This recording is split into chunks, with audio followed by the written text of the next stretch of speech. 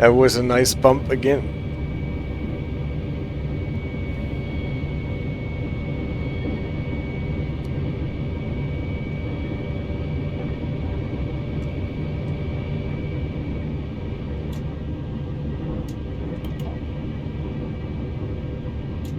Now did the stream break again? I just saw that the counter started counting at 0.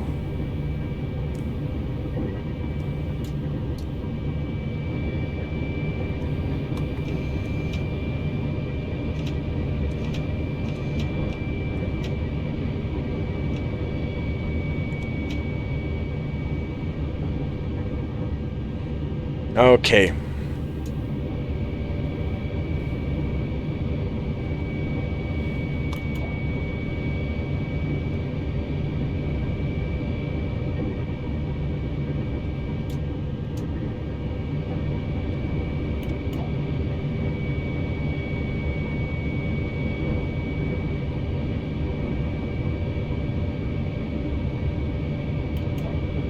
What? The LMS team is still there. There's something weird going on then.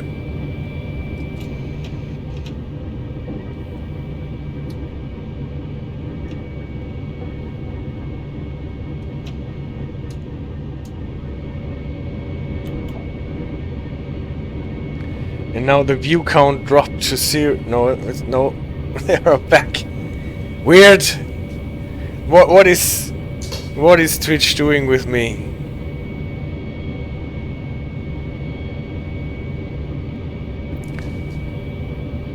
And all this happening when I'm running with 300 miles per hour. Kilometers, obviously.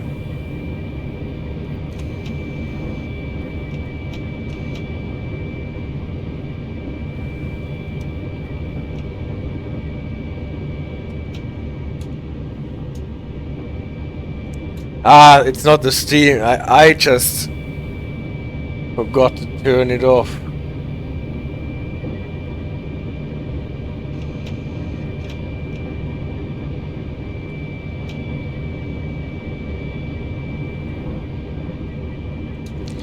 Yeah. Now I removed it. And I almost slid beyond the 300. Now the game froze. Now it is going again.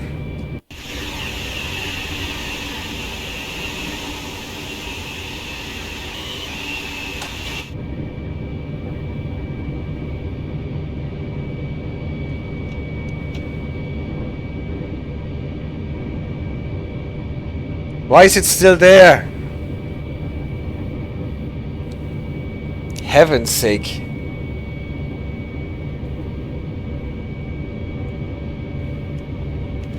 My OBS got confused by the crash as well. It only saved half of the settings and the rest got lost in a limbo somewhere in between, I guess.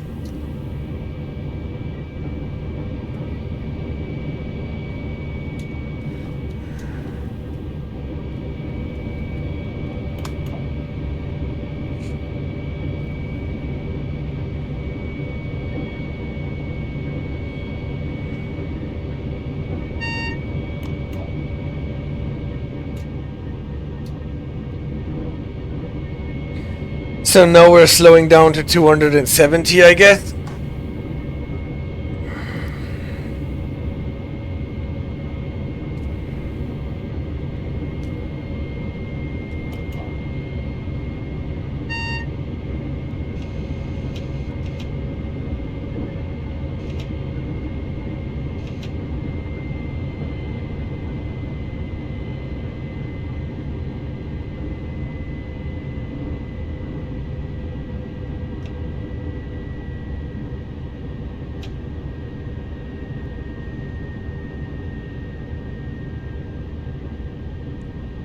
And then to 230, okay.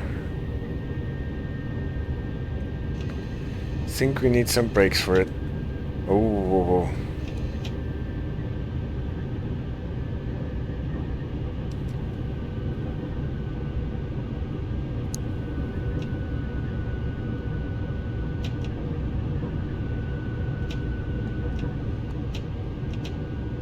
At this speed, the game is really getting laggy.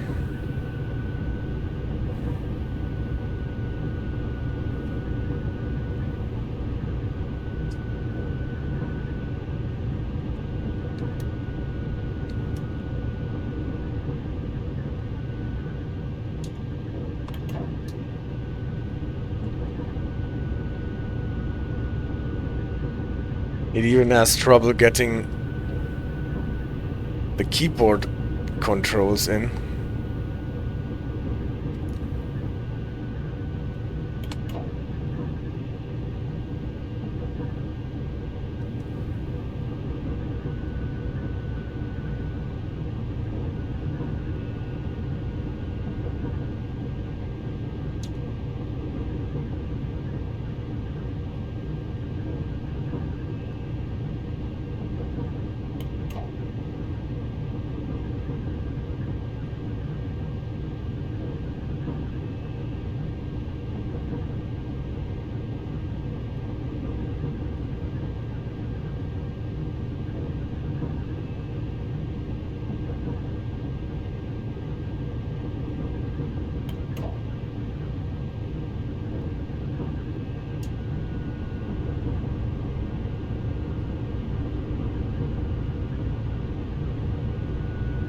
Another bump.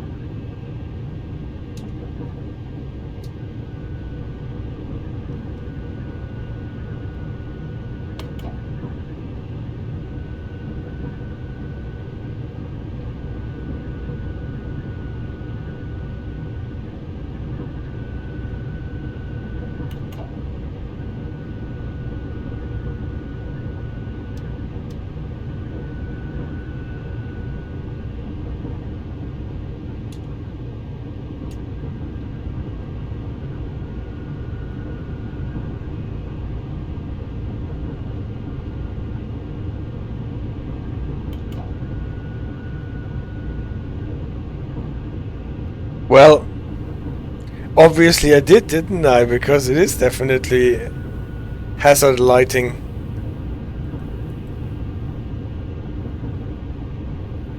But where can I do...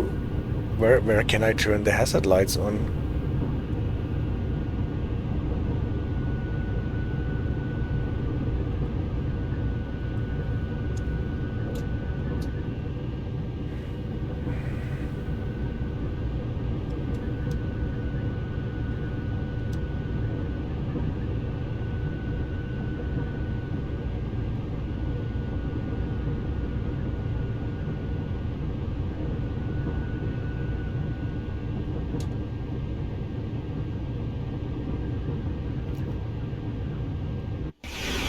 Yes!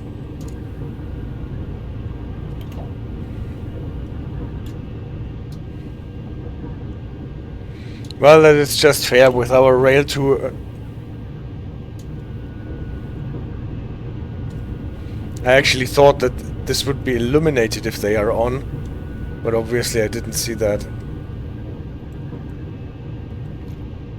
Oh, it is illuminated, yeah. See...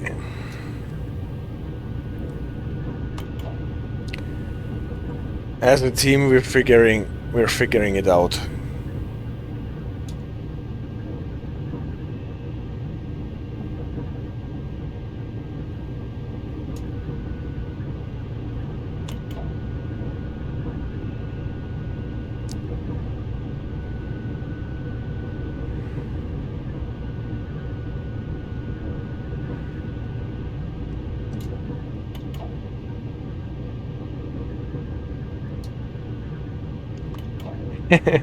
This reminds you of one of the switches in your train. In your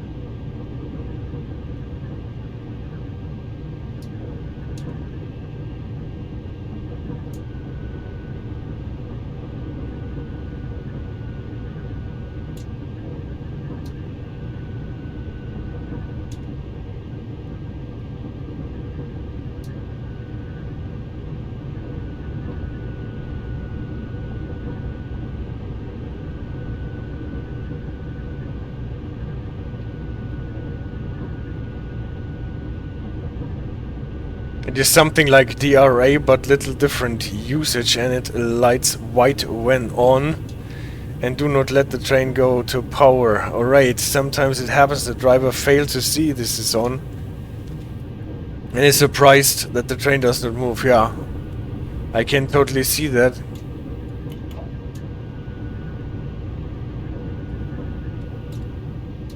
So it's like a DRA with a white light instead of a red one.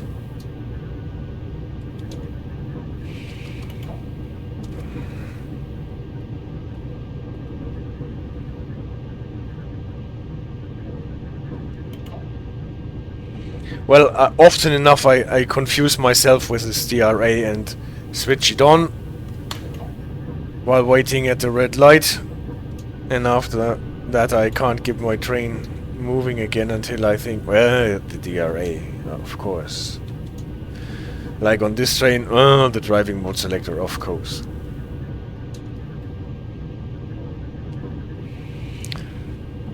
But hey, I'm almost 8 hours in my stream. There is a reason that train crews should not work too long hours.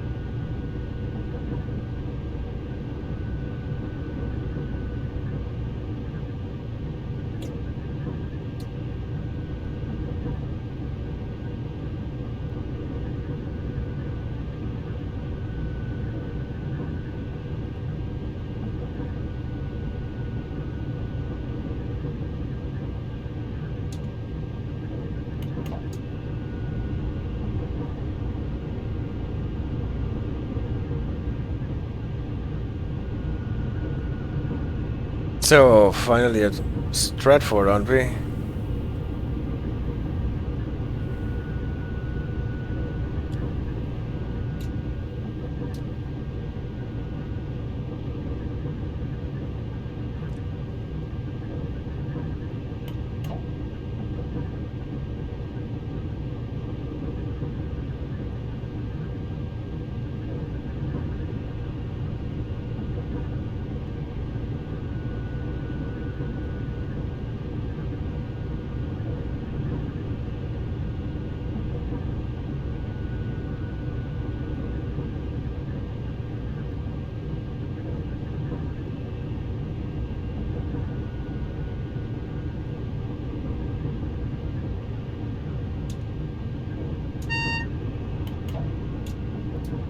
And slowing down to 200.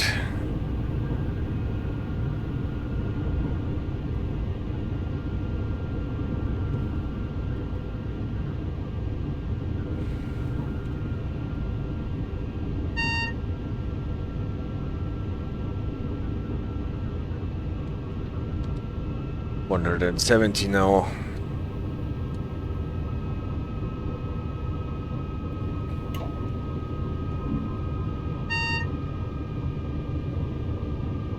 Oh. No, I'm actually a bit late on my braking.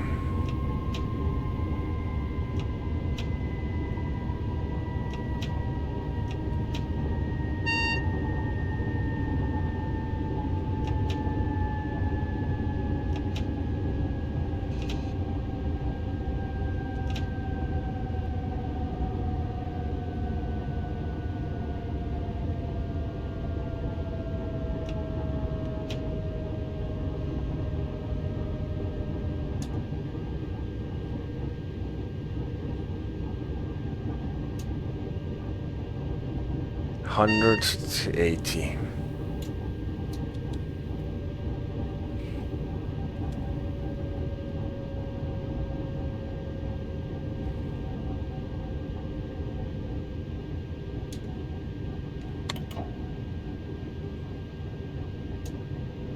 So, we're probably not getting the AWS alarm here.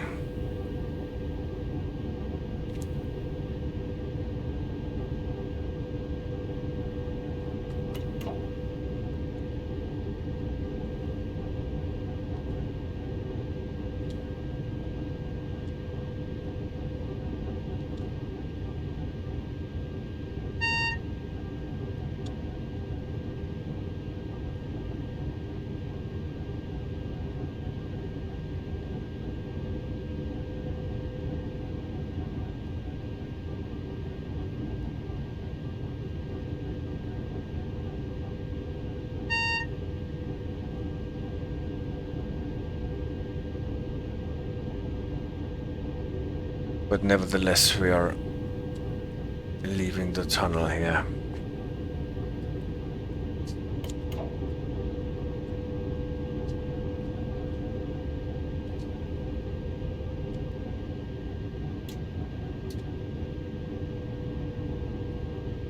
Slowing down to 60. Oh jeez, what is going on here? The weather did not really improve.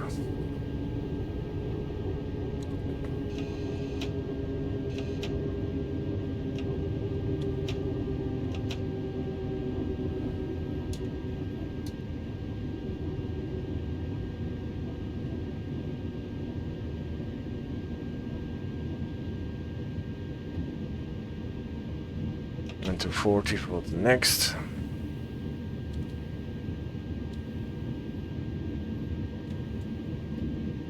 And we're going to track 10.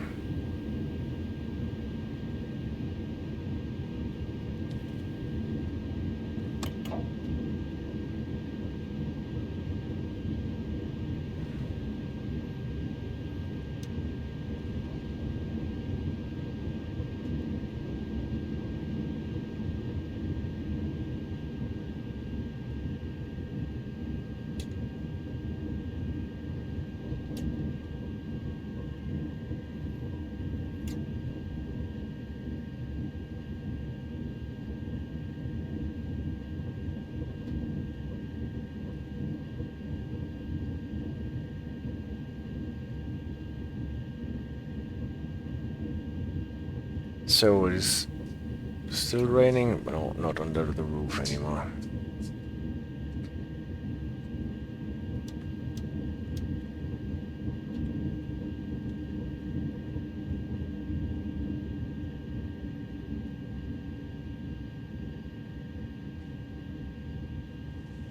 Bing, and almost in time. Even though I did not find my switch in the beginning.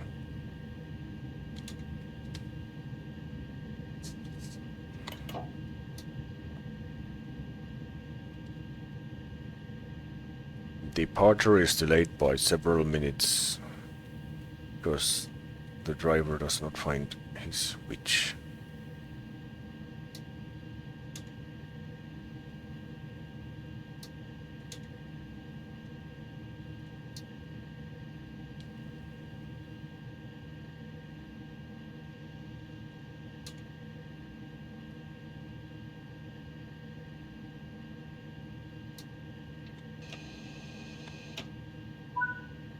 Alright! Aha! Now we have to unlock the doors. We did not need to unlock the doors when we started. But probably all the passengers were supposed to board in France.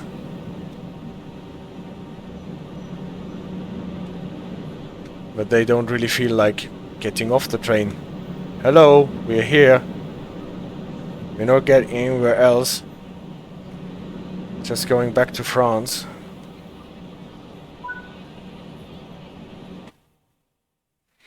Well, that was the TGV.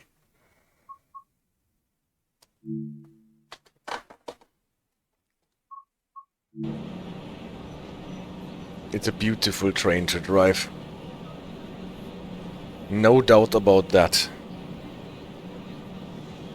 Oh, are we I'm not. I'm still sitting in here. What are we going to do next?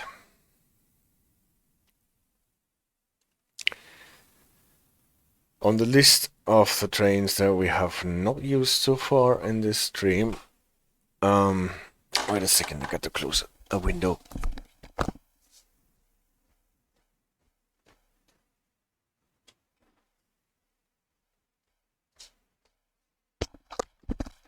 Are now the class 66 and the class 47, I guess, or the others we have already moved.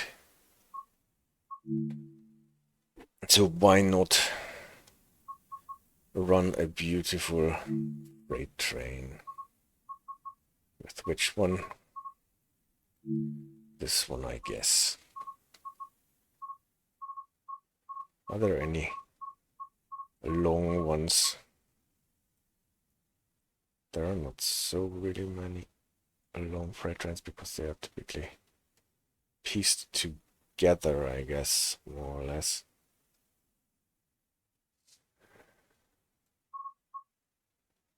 Dartford to Strood. We do that one. Misty, light rain, rainstorm. Go back into the rain and hope for betterment.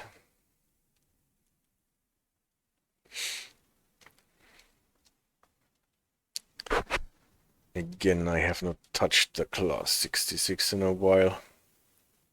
I hope I will get this one running.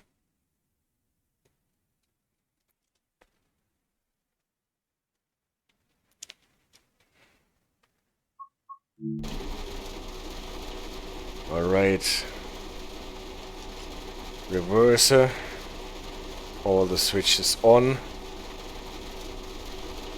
Parking brake is off. We're set to goods with 1,400. Can live with that.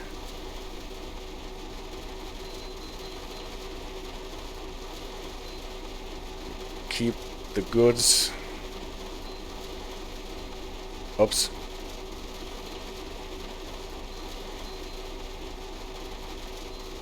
Cut in. That is good.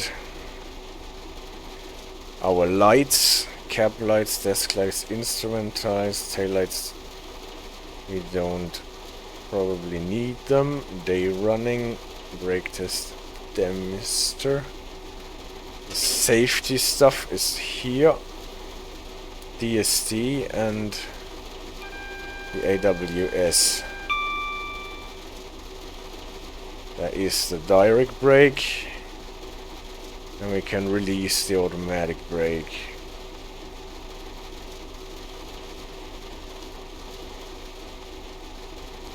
Train length counter. How long are we? 520 yards. How did that go again?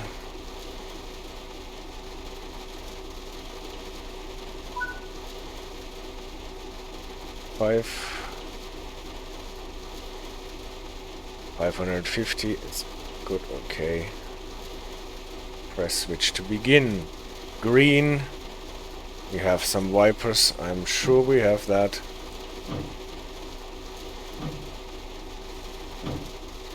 Then we release the brakes and hope that this thing will move.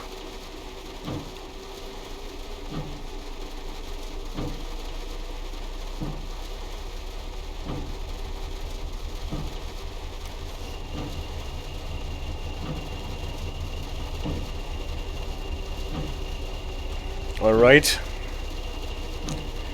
It's switching. Wheel slipping.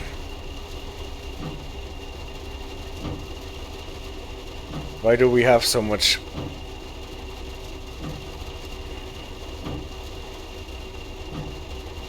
The wheel should be released, but there is. Why do we have an airflow of that kind here?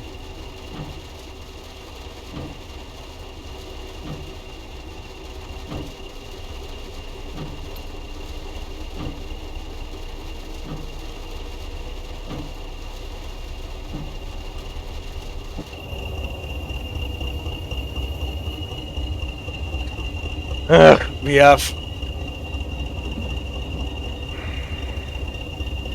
What are the two Class 20s doing in here?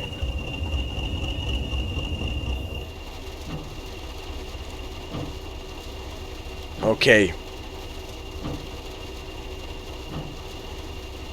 This is weird.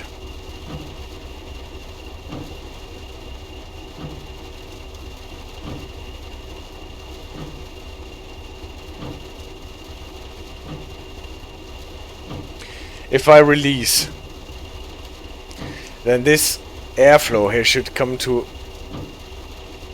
some kind of rest after a while, but it is still just like we are blowing the air out of the brake pipe, like the air pipe, the brake pipe is open somewhere.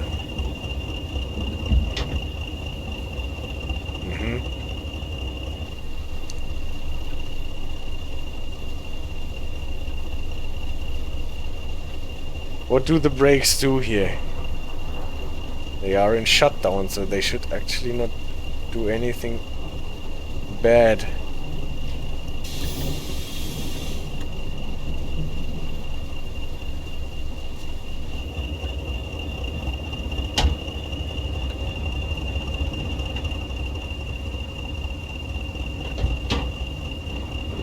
There is a problem with the Crompton, with a second one.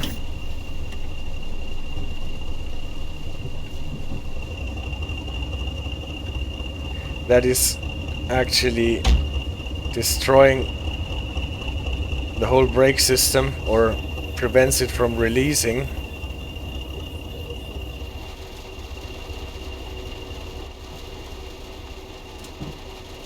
And a quick fix is...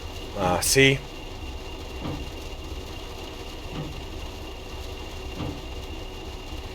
Now at least the traffic dropped significantly. Let's see if we can get the train moving now.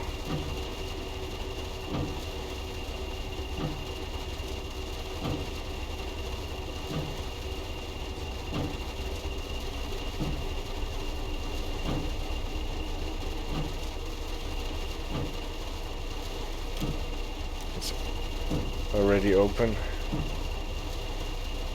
Aha.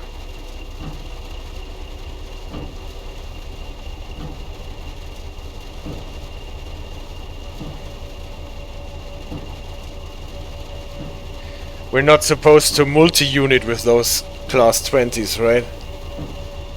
I guess this doesn't work.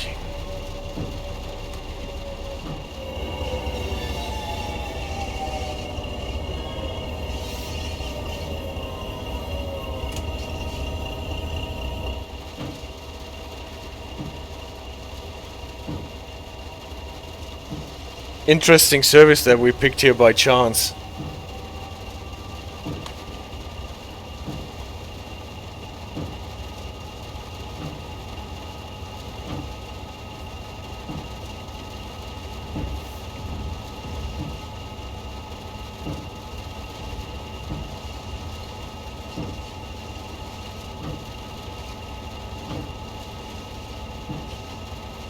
No, I'm afraid I can't do Class 700. I don't own this DLC yet. Otherwise, with pleasure.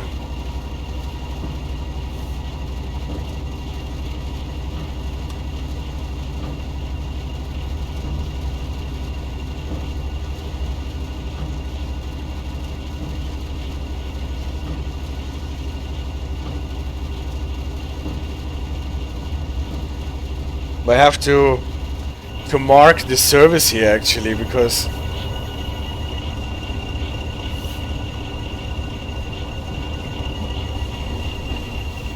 that is a weird one, definitely.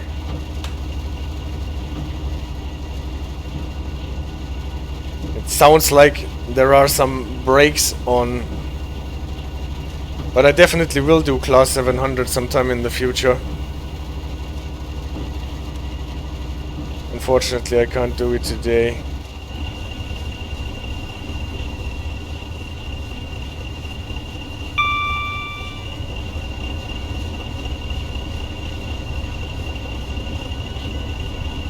Does the Class 20 have a handbrake that can be on?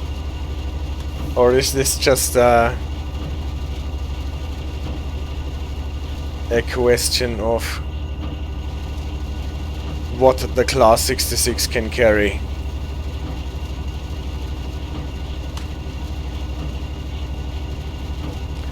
The brake pipe is okay at the moment. At least it came to some rest.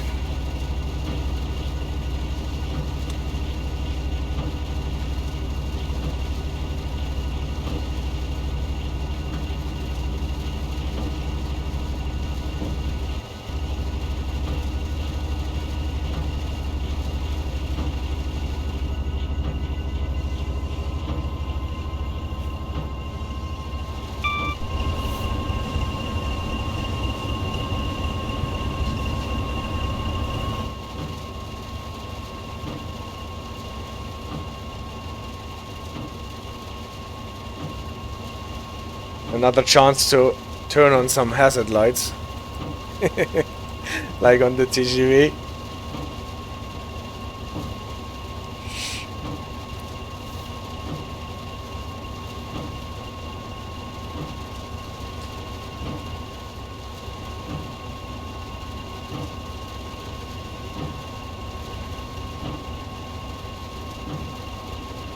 At least they coupled the two locomotives together that have actually a hot plate with a working switch.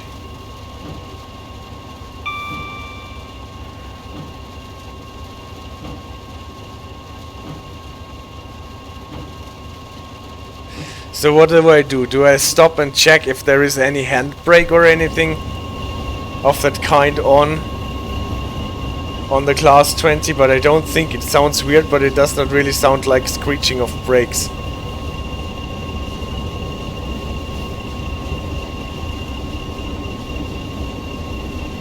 Well, if it gets too much, I just uncouple it.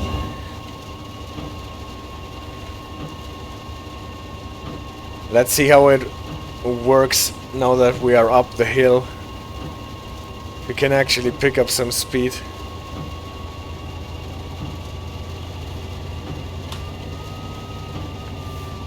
And obviously when I try to go to throttle 8, we're getting wheel slips. Sand or no sand?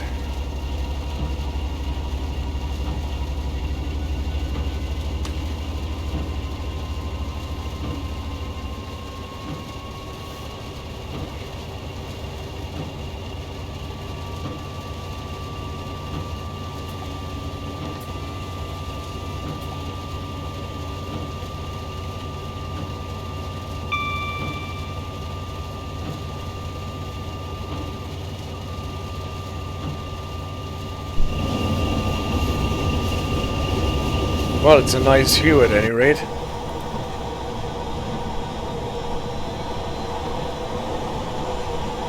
And we have all the railhead treatment stuff with us.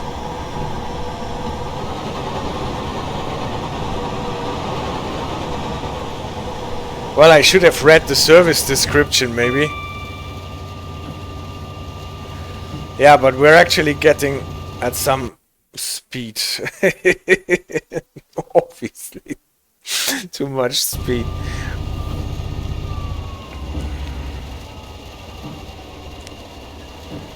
The 70 here is for passengers, so you should not go by autopilot.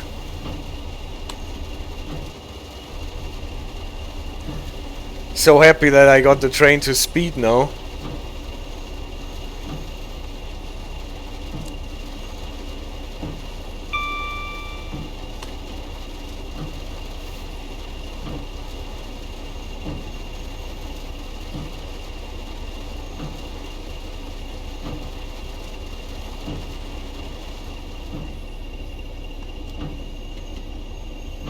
Well, we shouldn't be doing weird things like this in the 8th hour.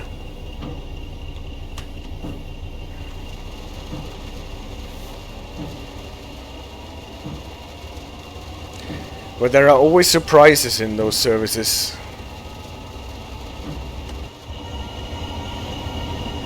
And to be honest, I really like it if there is something to figure out.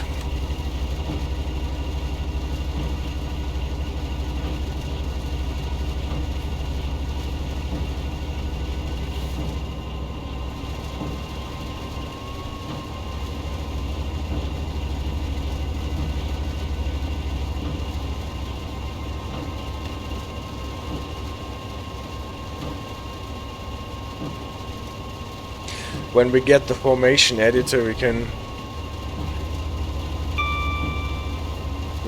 actually check out if formations of that kind can work.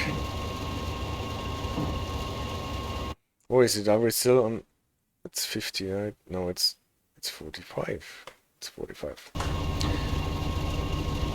So we stay below that.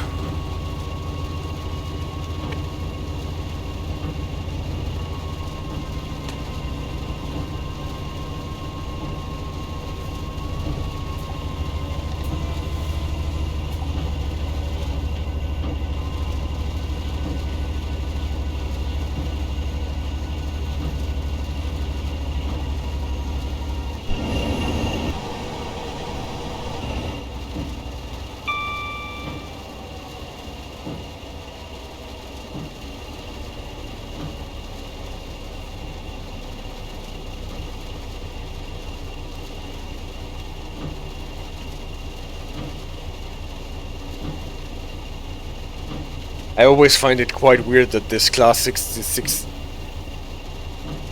doesn't have a dynamic brake.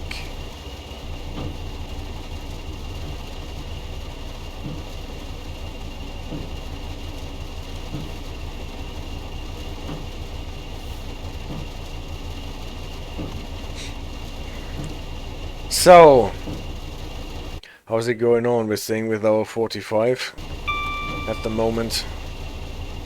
At Gravesend, the switches are obviously to the bay platform.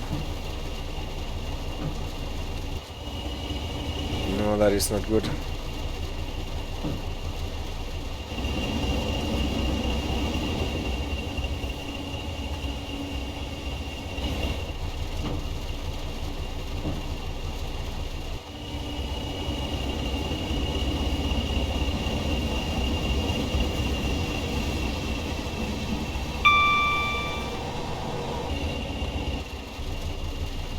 Well,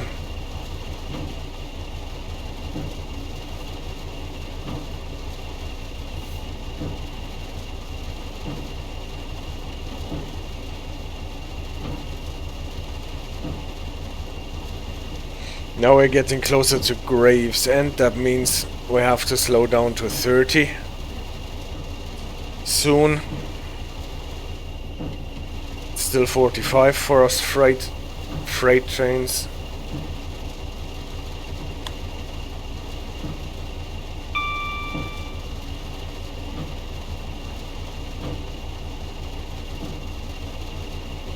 Oof.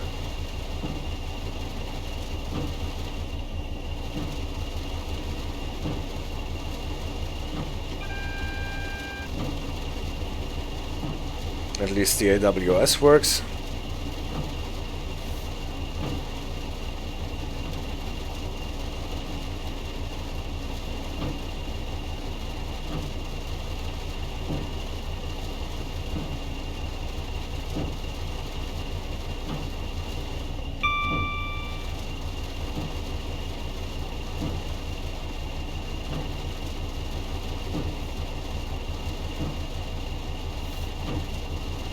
So what I actually do not know is what the proper setting for the brakes in the 2 class 20 will be. I guess it's not the proper setting to set them both to release, just to get our brake pipe intact. When they are in shutdown, they should probably close the brake pipe. Just like cutting out the 26 C brake valve on an American locomotive.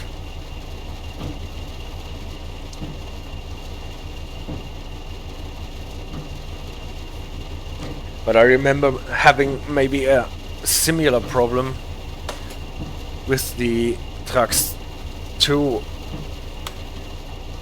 And you want to change ends with a 146.2, and the brake pipe is always filling or releasing, I don't know exactly anymore.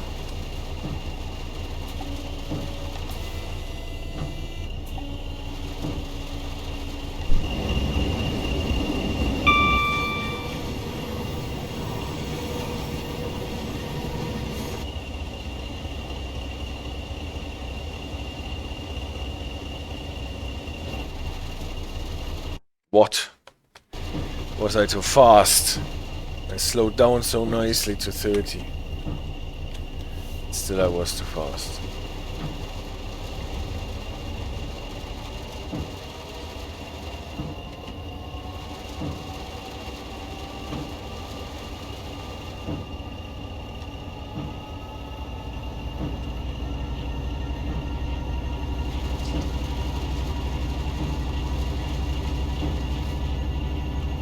Again, uphill. Uphill it is a struggle, definitely.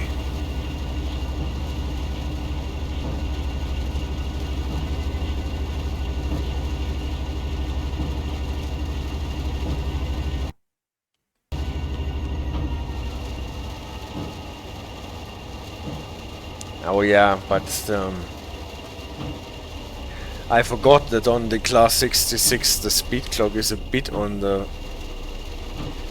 fast side. Why is it going that way? Well, now we can go 50 at least. Even as a freight service, yes, we can go. And 60 when we get... No, it is 45. What is it doing? Ah, yeah, I just read it wrong.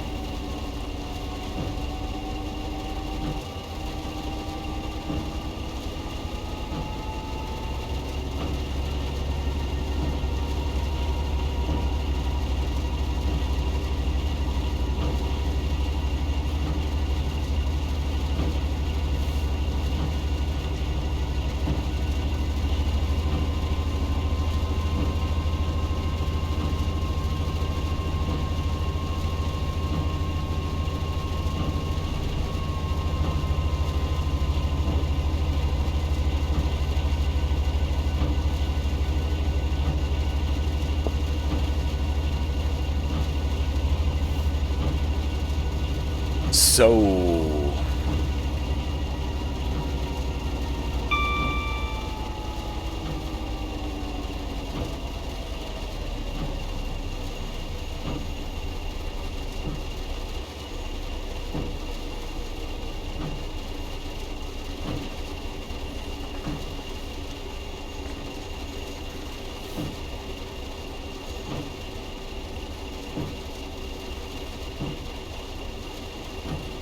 It's crazy how this train pushes when we are running downhill.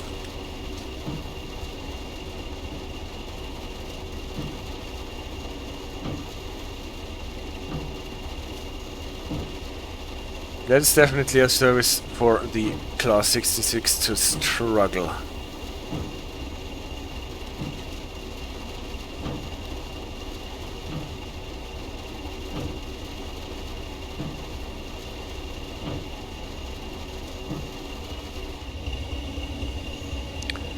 Unlike with other freight services in the DLC, we are just passing Hu Junction without doing anything there.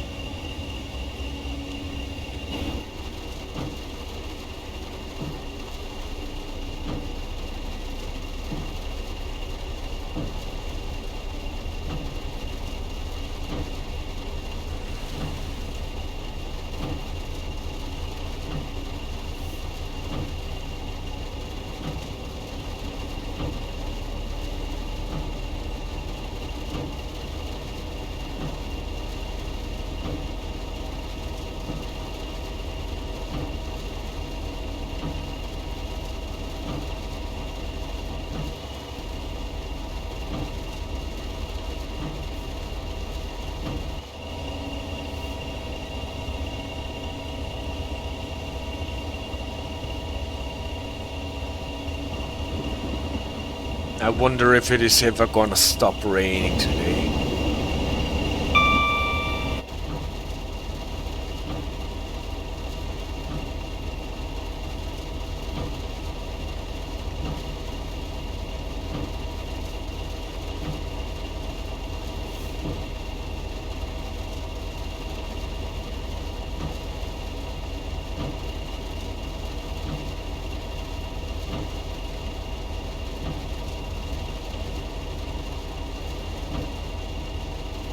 Passing Who Junction. Hello, Javelin. Whoa. Javelin is much louder from this cap than it is from the Javelin's cap.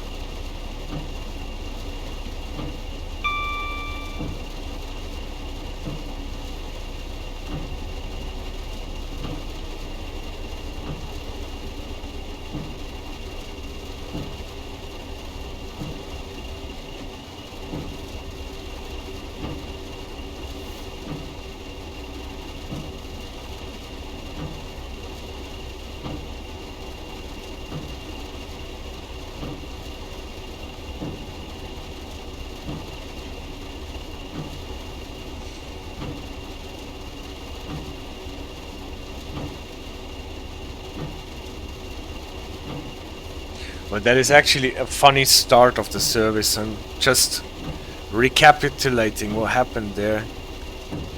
You start and try to release the brakes and you see this insanely high reading on the flow meter.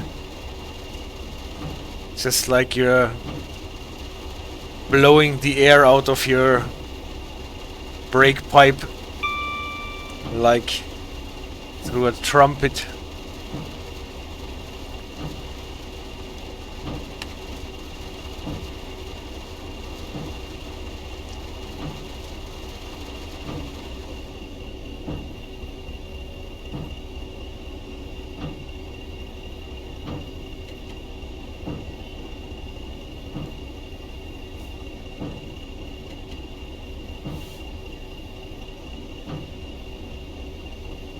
And probably the only way to close your brake pipe is to put the brake levers on the other locomotives into release.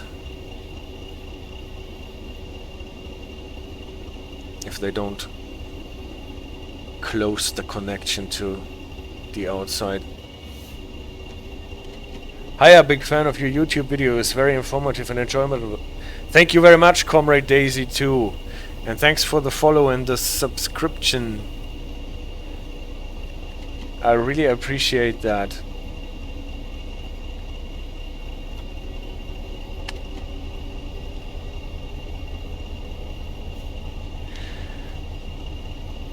Yes. What I'm doing at the moment is it is getting on the quite erratic side, I'm afraid.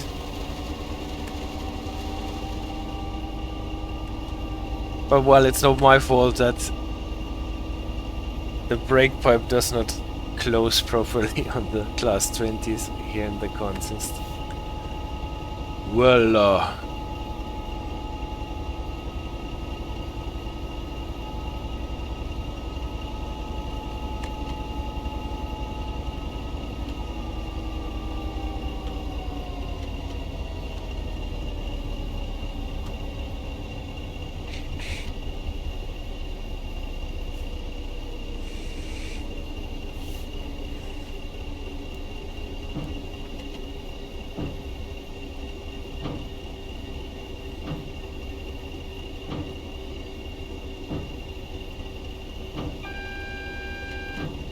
so now we have to slow down to 15 again.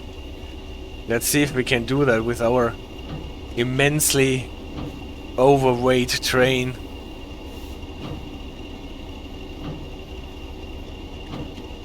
What is that? What is what? An immensely overweight train?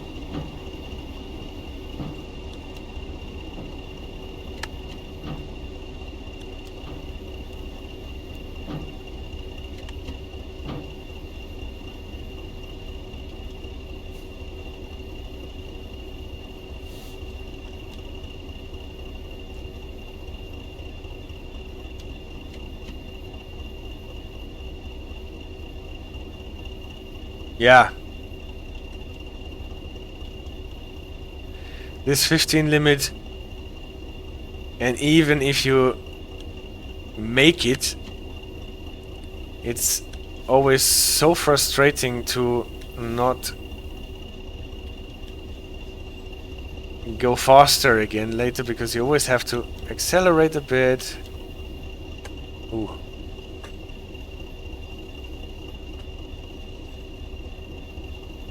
Now my TV is doing weird things. And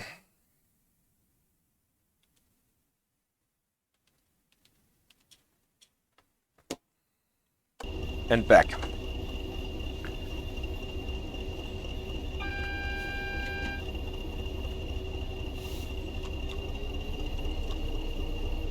Now I have to find my keys again. Okay.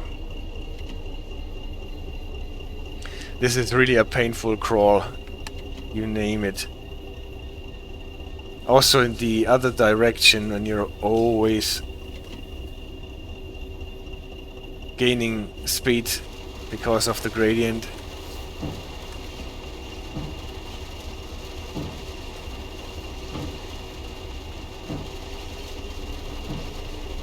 Well, and we are super late because it took us several minutes to get this train moving at all. For that we are not that late. 3.5 minutes.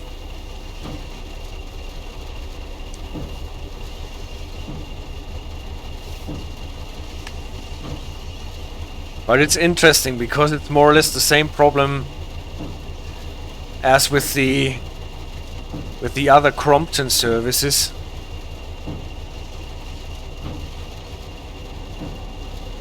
I think we can actually jump into them and have a look at this thing again.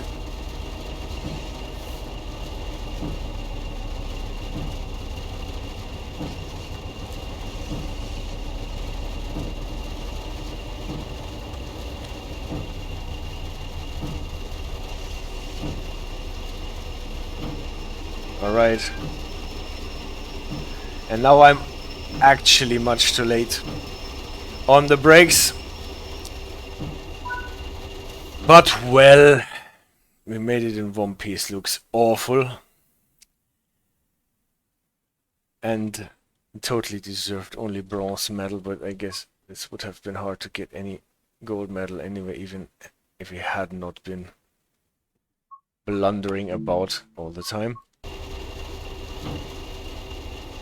But seriously, there must be some way to configure those locomotives in a way that they close the brake pipe while the brake handle is in shutdown.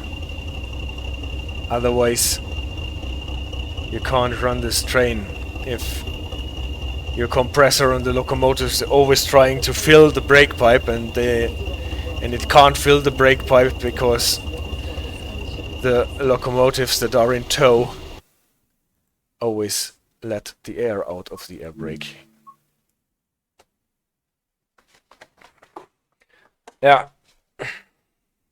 I think this is from those locomotives have been built in a time when nobody thought of having them in a formation, towed dead by a different locomotive, so that this was just not thought of. With the American locomotives, this is not a problem because you always can put the handle in the handle off position and then cut out the brake altogether, and then the brake pipe is sealed at this point. I don't think that I will run this service with the Crompton again because We have still other locomotives to test, but I would like to look into that and demonstrate the thing with the brake pipe here.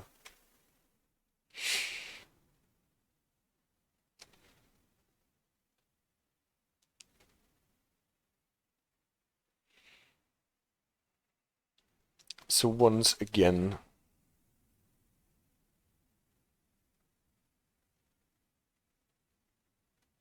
the Crompton Class 33.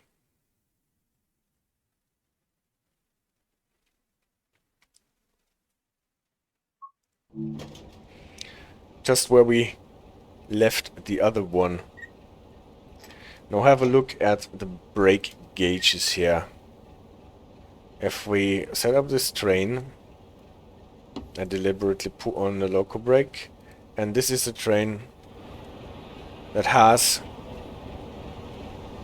not vacuum braked cars, but air braked cars. Air braked. So for that, this switch is set to air brake. Makes sense. This is why the hands on the vacuum dial are at 0, because we are not creating any vacuum. We are not using the vacuum brakes. So I put on the loco brakes. We have the brake cylinders at maximum pressure. Our brake system is filled here. The brake pipe is, well, not completely filled, but a bit. Now we try to release it. The brake pipe should go to like 75 pounds per square inch, while it remains here. And even if I release the loco brake, I'm not getting my brake cylinders empty, not even on my locomotive here. Why? Because the brake pipe does not fill completely. And why does the brake pipe not fill completely? Because, well, before I do that, maybe I put on the loco brakes again, otherwise the train will run away. Excuse me, lady.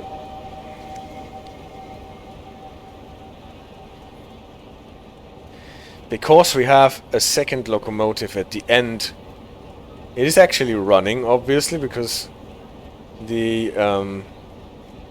there is steam coming out of, or smoke probably, exhaust coming out of the locomotive. But the problem is we don't have any banking comm, so we can't actually use it to drive the train, so we have to tow it even if the engine is running. And the problem is that in shutdown here, this brake valve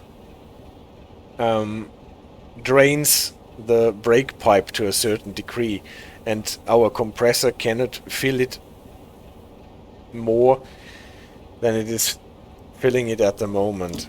So if we are turning again the brake valve into release, what is the position where we close the brake pipe and lock the air into the brake pipe so that we can keep the brake pipe at a certain pressure? Then it should be possible to release the brake cylinders on our leading locomotives completely. Here, obviously the brake cylinders are still full because of the loco brake, but if I release the loco brake now we're getting 75 pounds per square inch in the brake pipe, and we can actually drain the brake cylinders here on the locomotive and accordingly on the cars, and then we can run this service. And the same thing happened on the service before with the Class 66 and the two Class 20s, I guess. Yeah.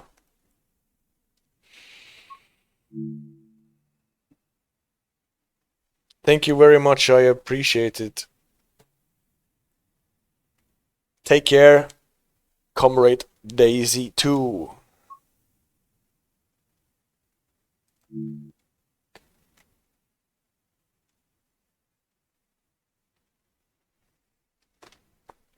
So what is left? What is left to do? The 47, I guess. We haven't done the 47.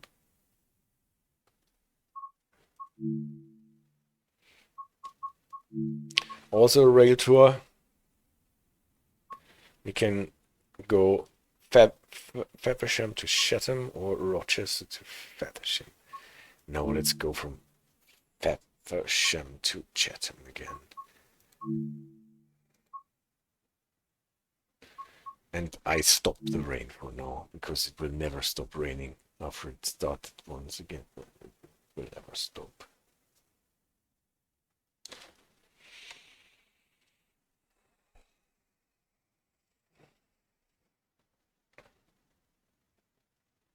I guess we have air brake cars on this locomotive again.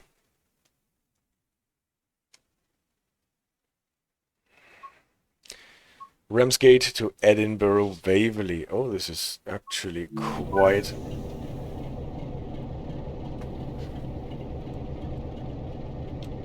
a bit that this locomotive still has to go.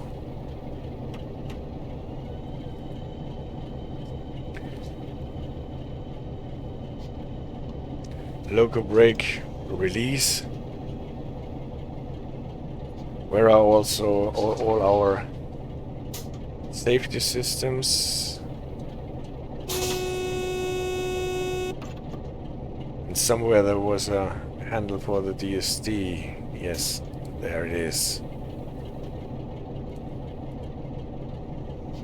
Do we have lights? Desk light is the instrument light. Marker lights. I think this is all we got. It's the classification lights, I think. Yes, we got the blue cars. That means we're air braked. I think this is the best we can do. The other taillights left hand, right hand, no. This is not getting us anywhere.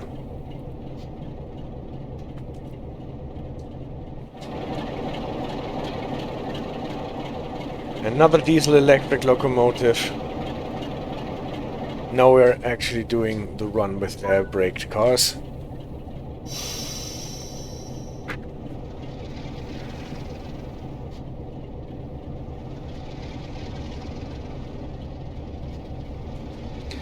Yes, it runs at least. Here with the throttle we have the ammeter. And need to take care that we're not going into the yellow too often. Signals are clearing. Is it 15 here? Okay, then we stay below the 15. Well, we have the sign.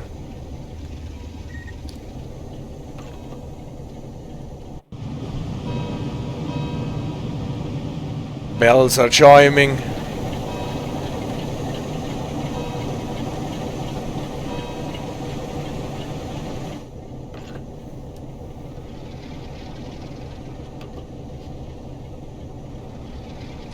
Max speed 95 miles per hour. It's really crazy how fast these old locomotives were allowed to go.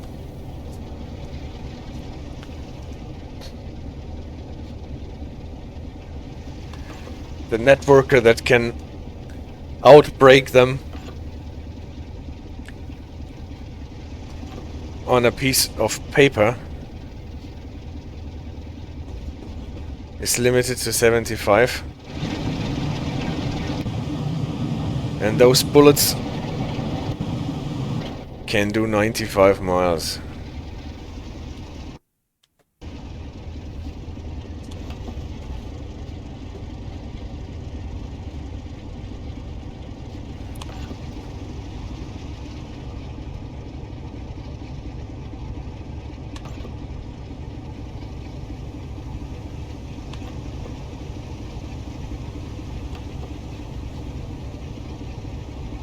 So Chili, what do you say? Is AJ asleep already?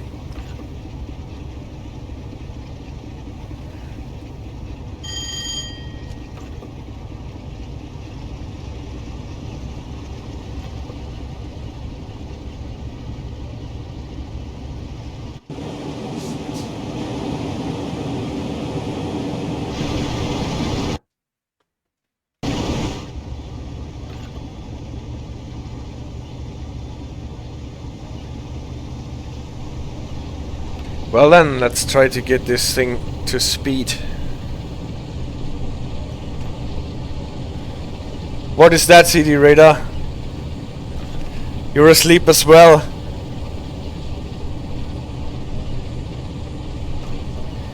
Chili, why are you looking at me like this?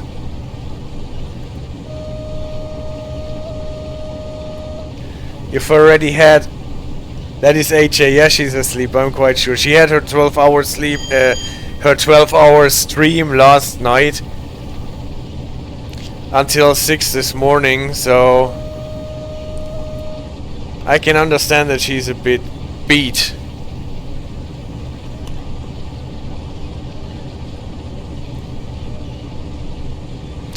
Where do we have to stop? At Gillingham? Okay. That is a bit from here.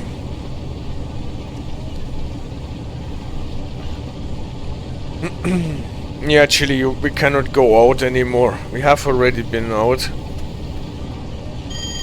And my stream is running until midnight Central European time. So you will have to wait a bit. Maybe you want to sleep a bit too,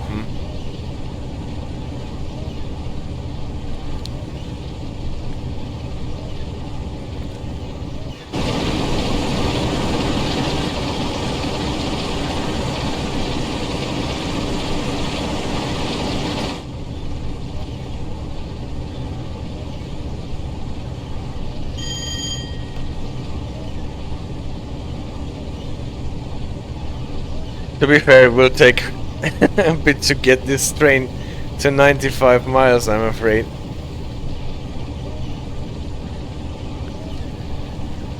Now 85 are allowed. Are we limited to something slower? No, actually. It's good. Game is not limiting us to 75 or anything.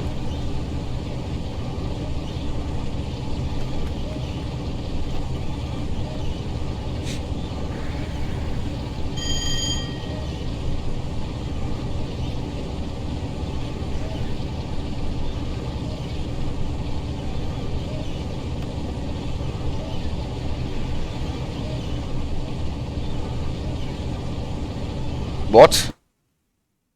It is limiting us to 75. Look at that. We're just pushing it in front of us for a very little distance. So for some reason the game limits all locomotives to 75. That are layering in here, regardless of what the stickers in the caps are saying.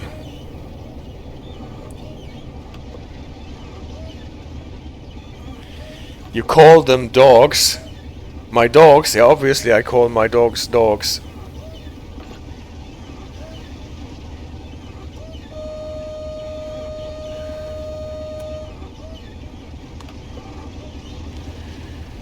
What would I call them else? What else would I call them?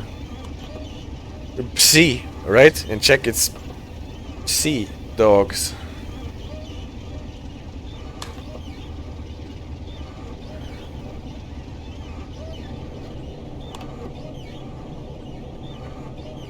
Well, Cara is a golden retriever and Chili is a Belgian Malinois. But the black one. And apart from the dogs and the horses, I don't have any more animals, no.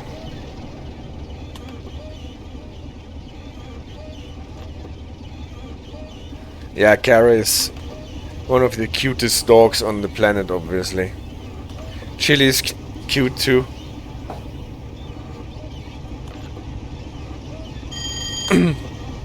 But Chili has more a bit of a in-your-face cuteness.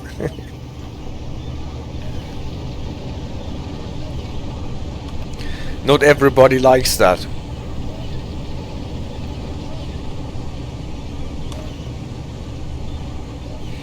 But it's nice that you like shepherds.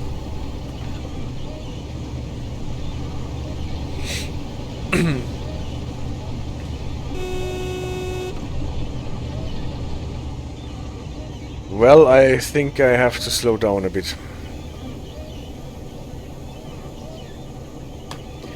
Pes is dog and C is plural, right?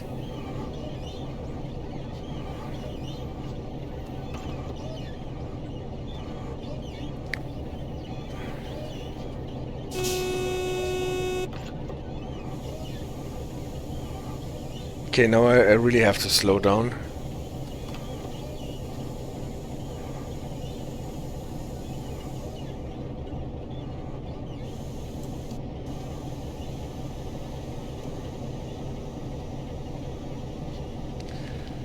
Let's see if the air brakes release faster than the vacuum brakes, and I think they do.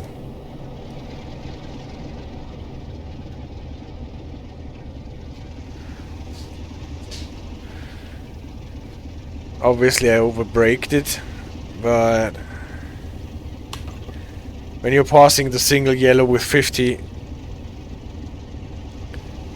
there is not a situation where you can relax. If you don't know how well your brakes are working.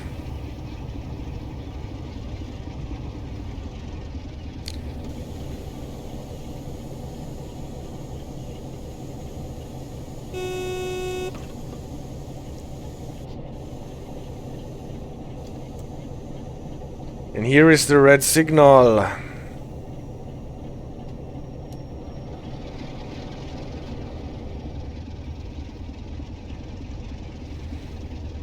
Yes, and it switched.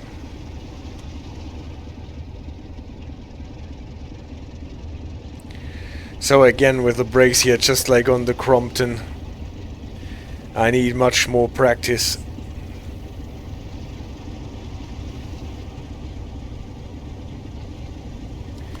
To do this less clunky.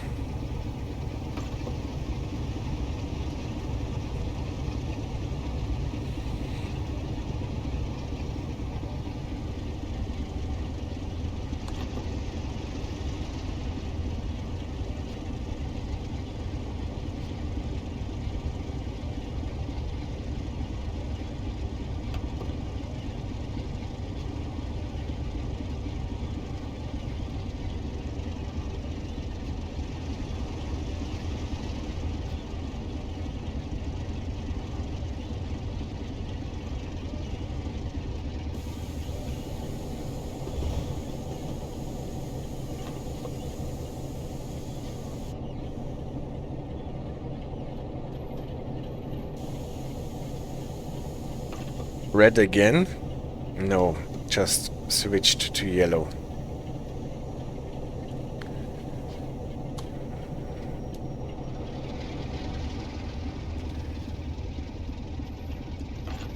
CD Radar says, I visited Amsterdam Zoo and they have white wolves. So from approximately 200 photos from Netherlands, half of them are train cities and half of them are only those incredibly awesome wolves. Oh yeah.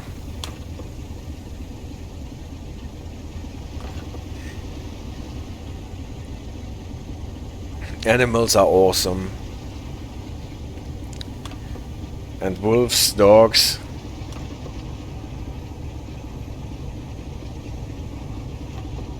Nothing beats a dog for a companion. Not even a locomotive.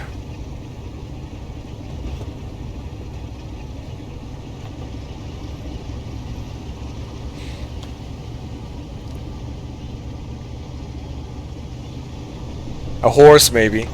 Well, with a horse it is a bit of a different relationship.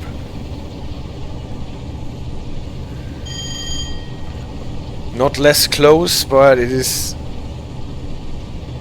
well, a different working relationship with a horse.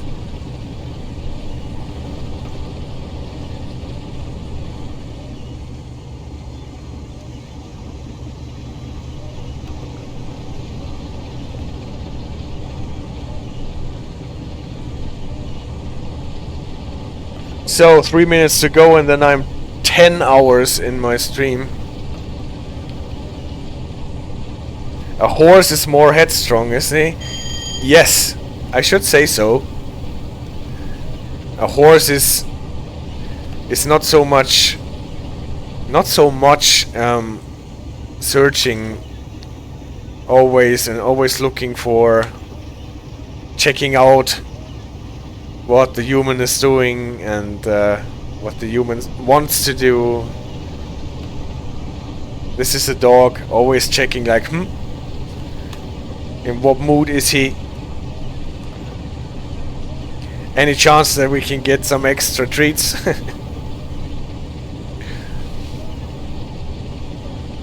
Well, and horses,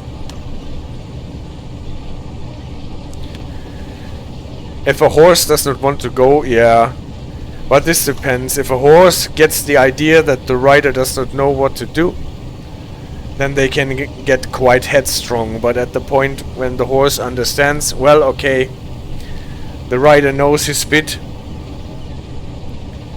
and we're just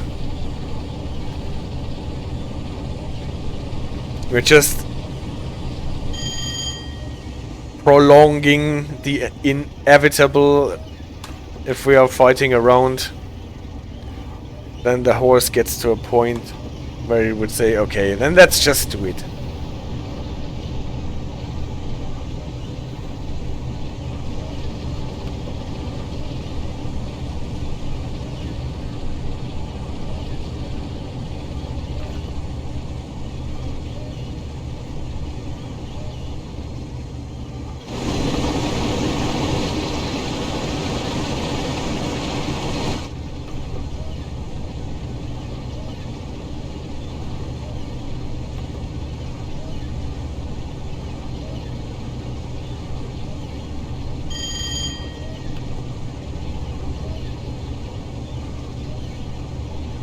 But apart from that, horses are, I think, much more sensitive and empathetic than many people think.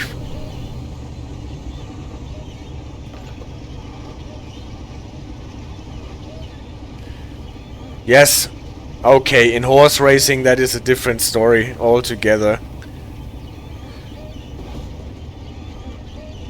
Horse racing is about money, and the horse has to actually, well, fulfill its purpose, and if not, then it gets kicked out or whatever. And my horses are actually the horses that got kicked out everywhere else, and nobody wanted to have them or couldn't have them.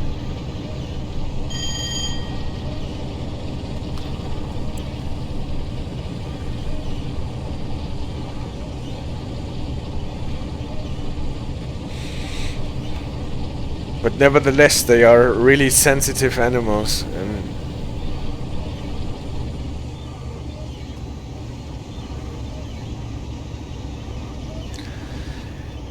when you're not feeling so great and going to the pen to the horses, the leading horse of my little herd of the 3, she always comes over and checks out how you're doing and nudges you with her nose.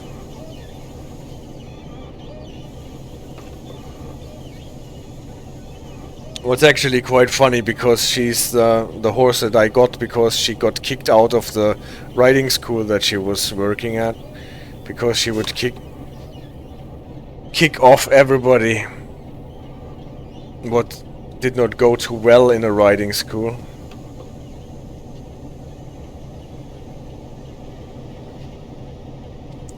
And still she is a very sensitive horse. Would you like to have a pet?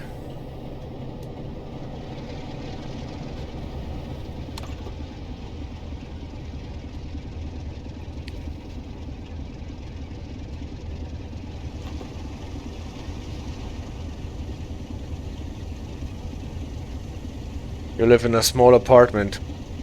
Yeah.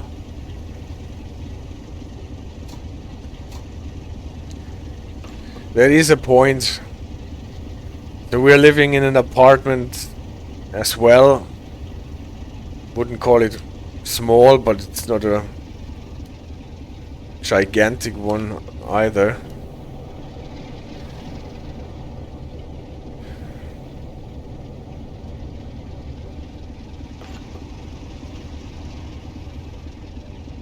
And it ties you down, dogs. They really tie you down.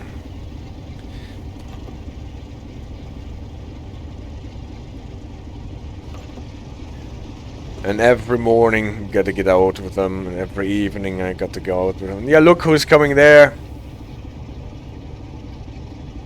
Our steam locomotive.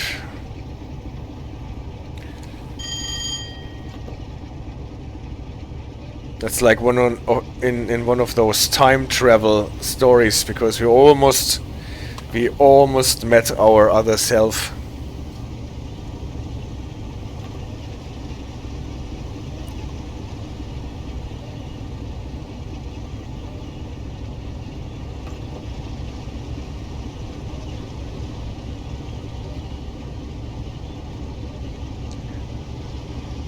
.90. This is Rainham.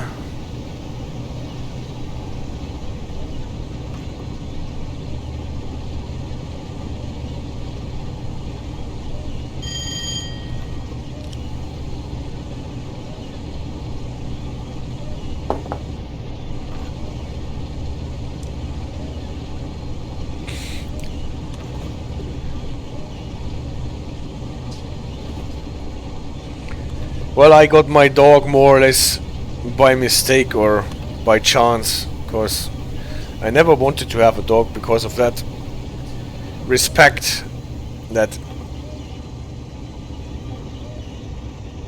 you can't always take care of your dog. But my, at the time, girlfriend wanted to buy another dog, and we went to the breeder, and my dog now, she was there and she ran up to me and sat on my foot and did not leave me anymore, and so I bought her, and this is why I have her now. By the way, where are we? Oh, they can go faster.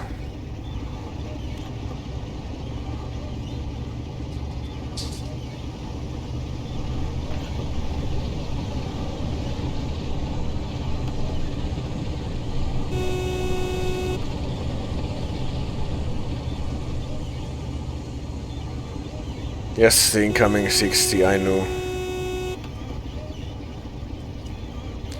The incoming 60, the signal. We probably should slow down a bit. That means Gillingham entry signal is at red.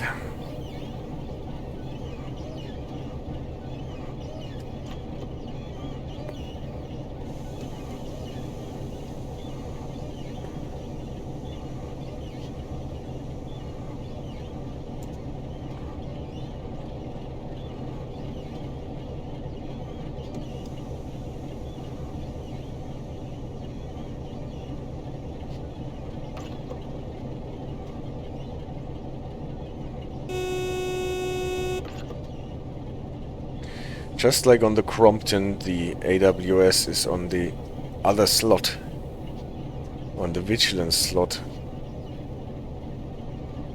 not on the AWS slot.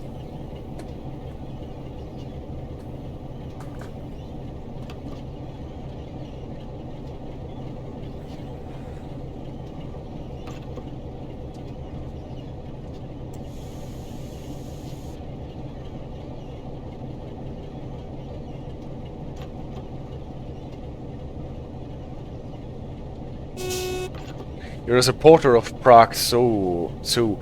I have entry pass and I adopt some animals there for some 6 years now. Oh, that's nice.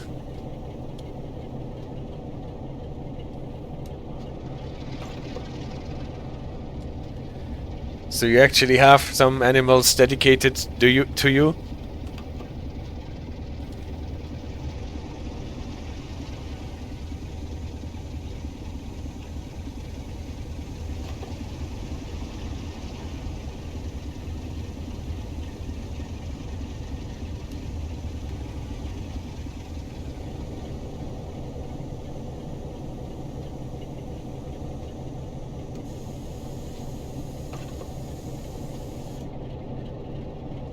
How the cars always bump into the locomotive.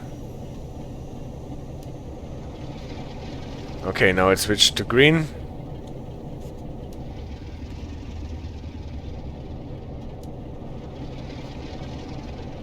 Not to green, to yellow.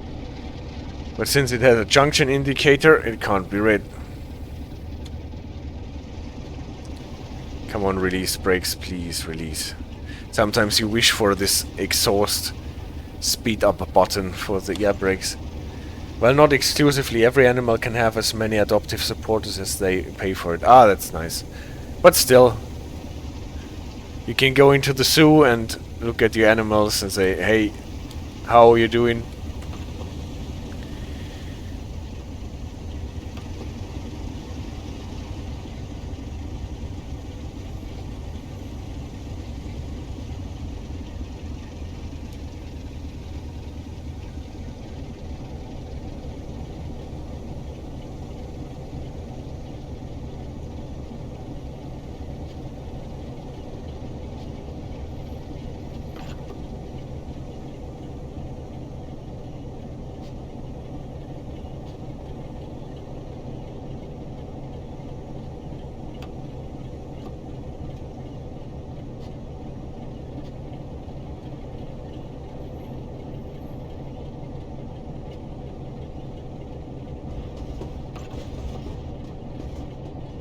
Ah, I see. What animal is that?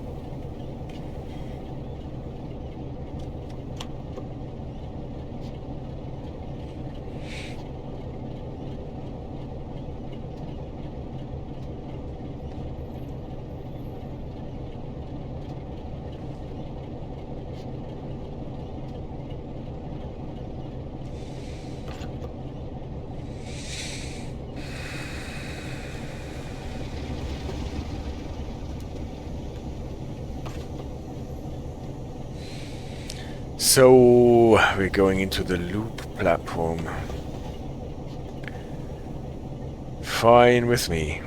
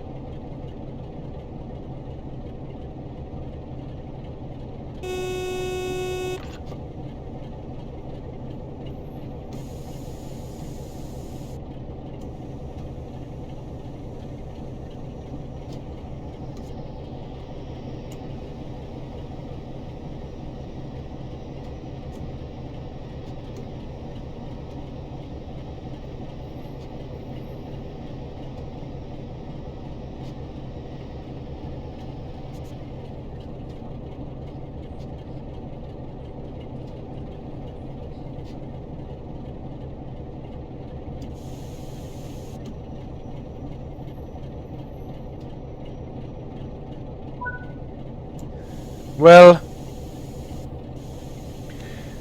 another train. Oh, we're going to Chatham still. Well, good, then we're going to Chatham. So we wait, but we don't open the doors. Fine with me as well.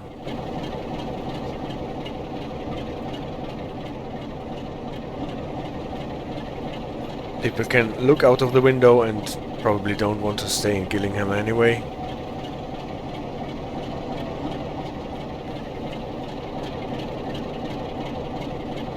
So you are supporting a maned wolf. Oh. Before that I supported, for example, foxes and others. Those are impressive animals, yeah.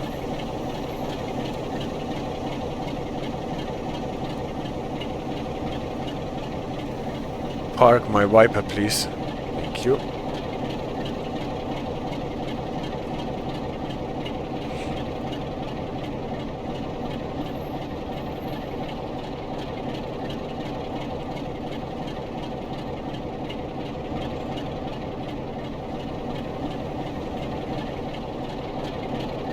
Do I have to click the button that my videos contain commercials?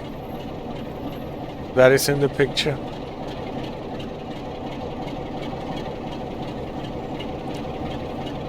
I hope not. No, but you only have to check this button if someone is actually paying you for it. Yeah, you're right. You just wrote it.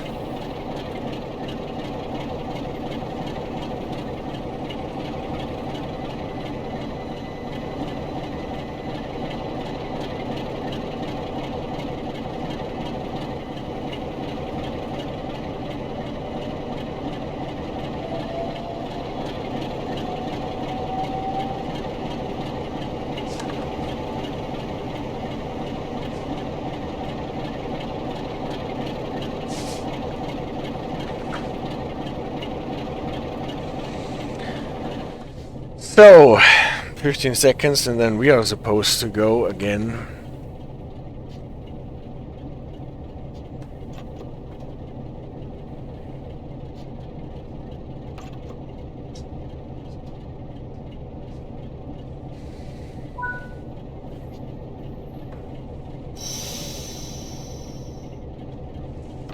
But we need a better signal for that. Alright, and here we are.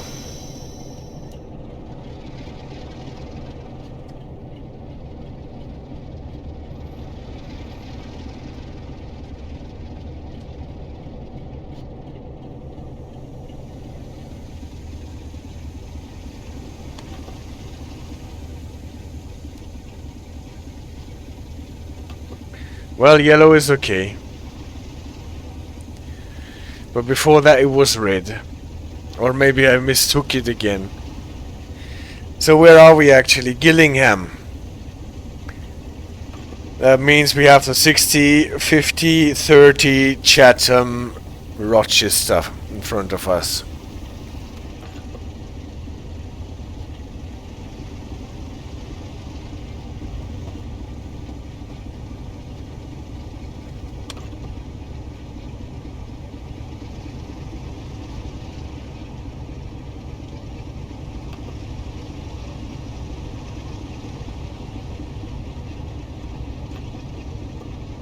Yeah.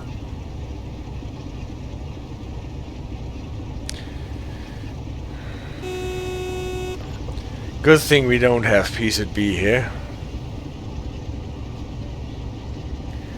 But to be honest, when we did the ICE3 videos last week, I was always thinking this is such a weird system, PZB, but so super elegant, and it is so much fun to use with changing signals.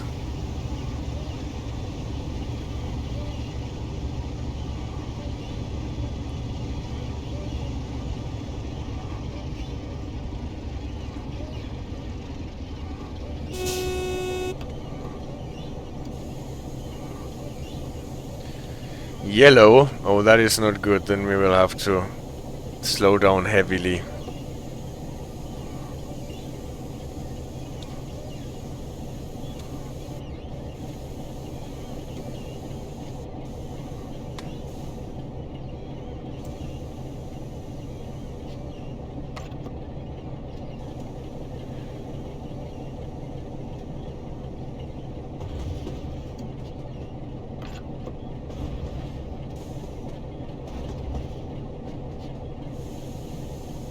Because this signal is red and it is close.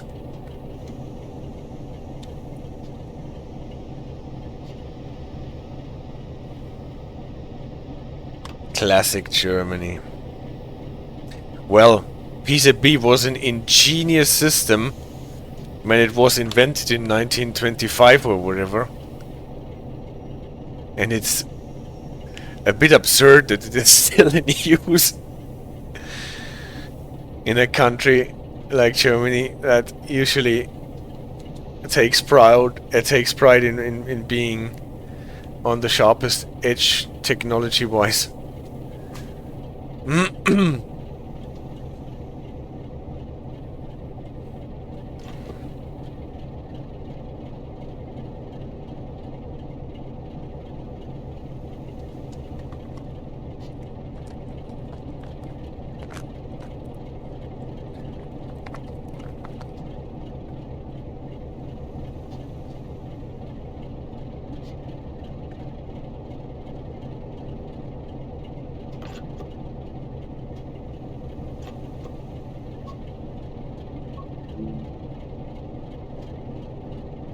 No, it's not my fault that we are late.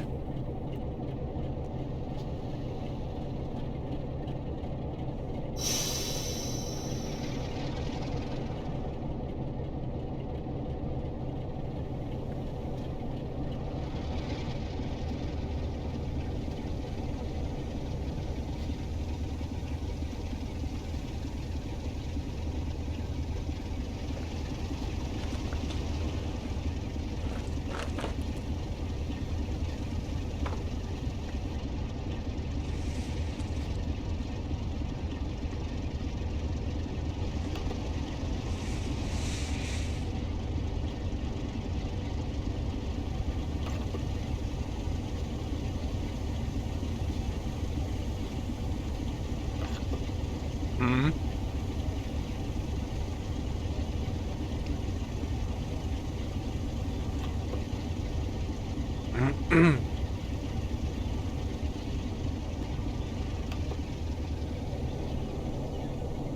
You name it. It can be quite confusing when you're constantly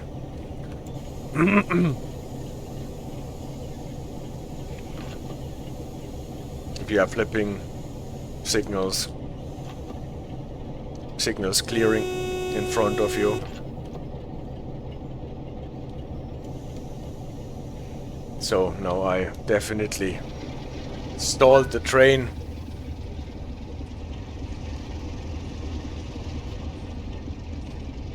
Shouldn't eat snacks and hand them out to the dogs while you're trying to get the train to a proper stopping position. Oh shit, now I stalled my train. Not in the way that I don't have any speed, but I actually killed the engine, did I not?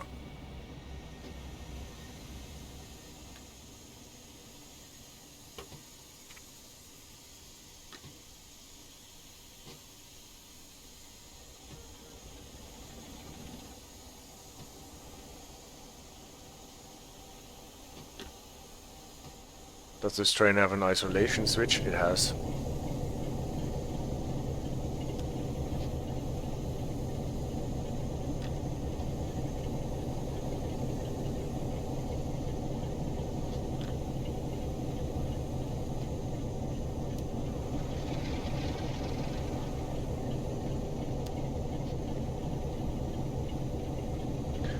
All right.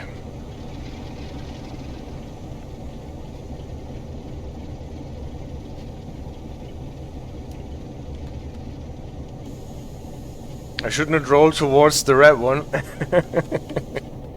Well, as soon as I stop, right, I'm not allowed to start the train against the red. But as long as I did not stop, I'm just prolonging my stop.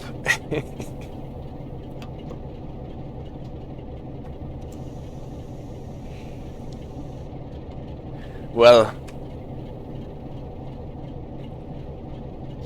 oh, the doors are fast. We're done here. All right. Yeah, dogs, what are you looking at me? Those snacks are for me.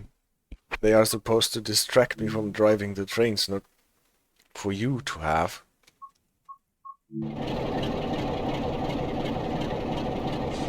So, goodbye 47.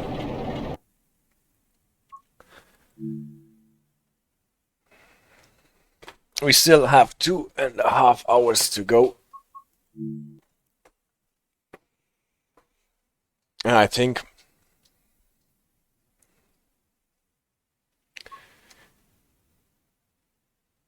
we round this up with a bit Javelin. So I think we have used every locomotive that is in the DLC at least once.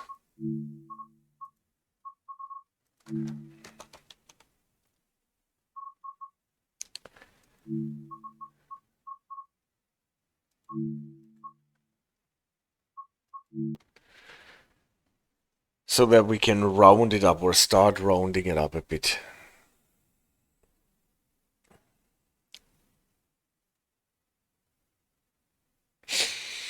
Well, since it was the last stop, didn't really matter that I stalled the engine. Well, at least I got it running again.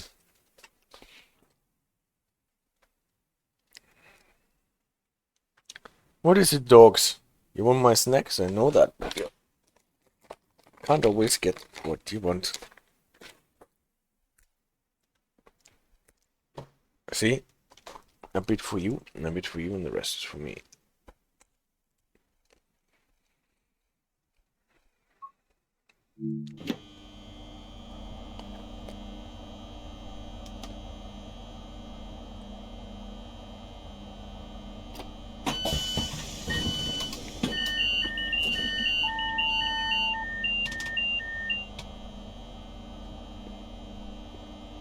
Back to our beautiful Javelin.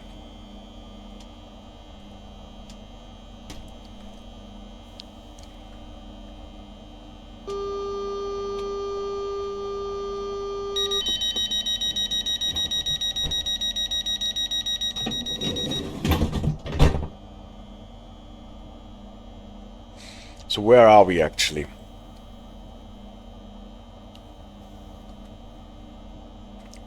Are we at Faversham? Looks a bit like it. No, we are at Dartford. Ah, Dartford. Just a bit further back. Faversham is not as curved as Dartford is.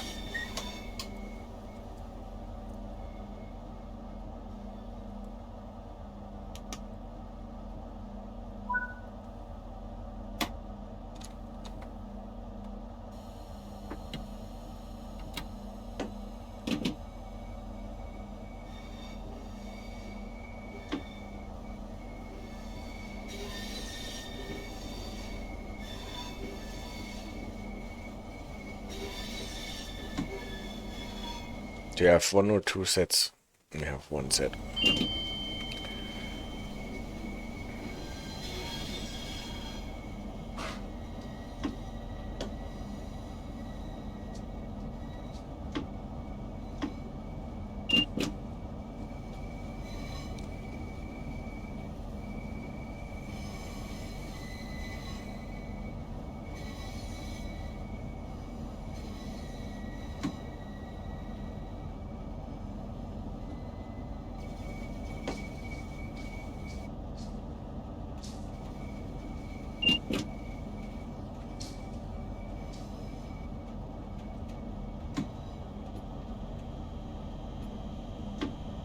Those sparks,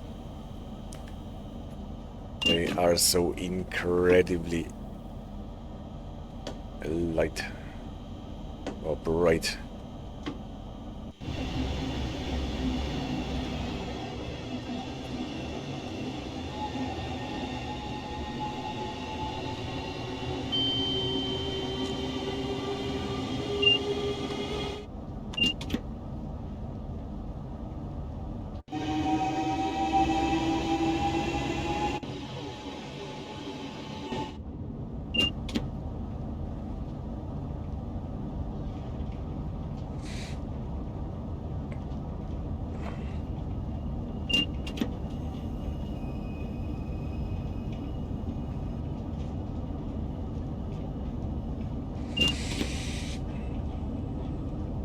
Are we an empty coach move again, or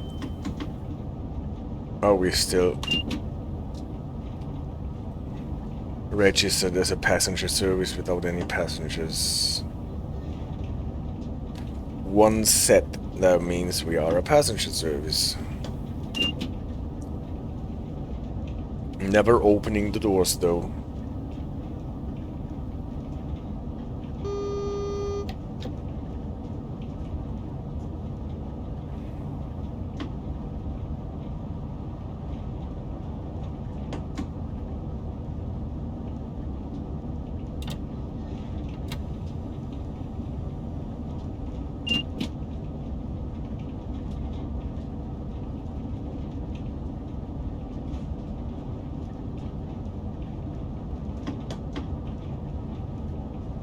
Now we could accelerate to 70. We're approaching a double yellow, so we probably don't want to do that.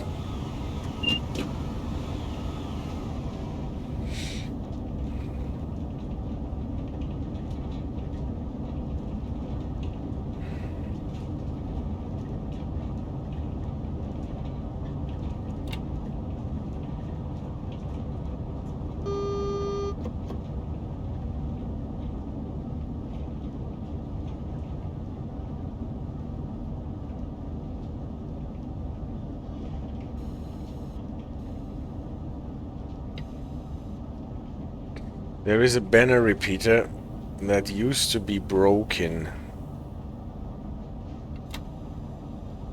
Not for this signal, but for the next one. But I think they fixed it. I think I read it in some update notes that this particular banner repeater was fixed.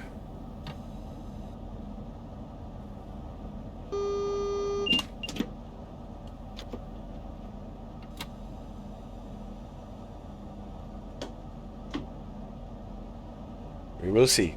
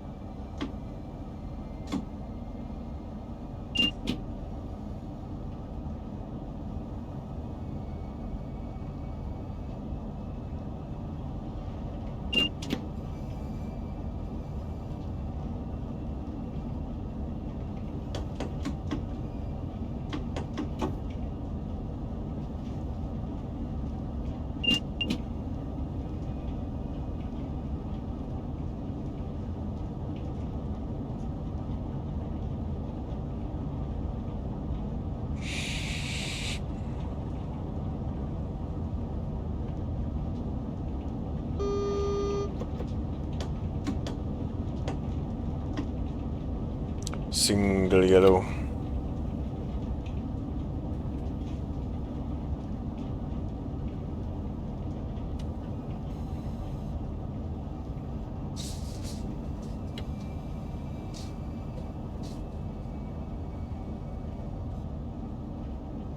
The one that we're approaching is red.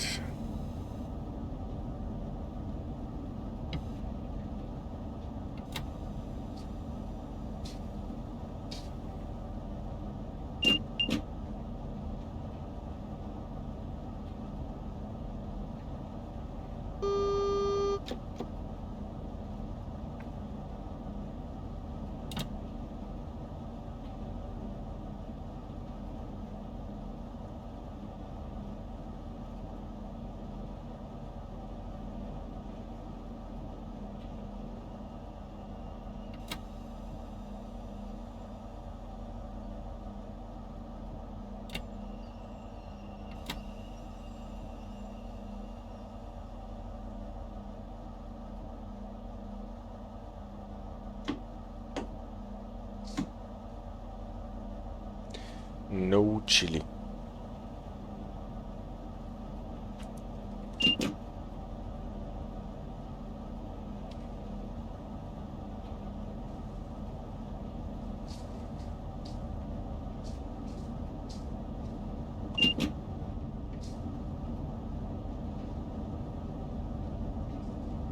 Östjep. Nee, yeah, Östjep in Czech. The Javelin.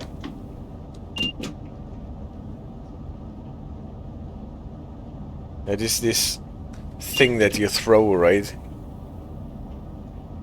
in the track and field class.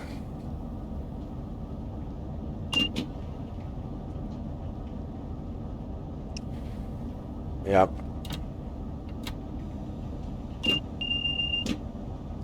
Der Speer in German.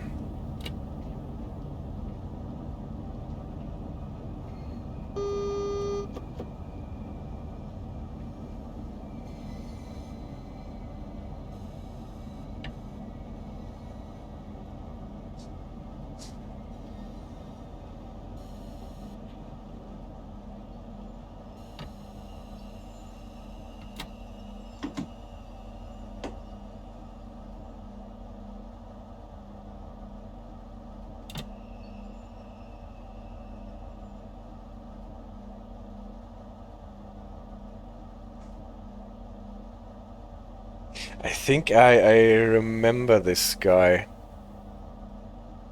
The Czech thrower, the Czech athlete that holds the world record in Javelin.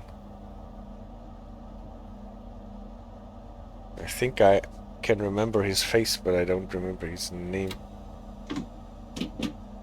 Apart from it being a Czech name.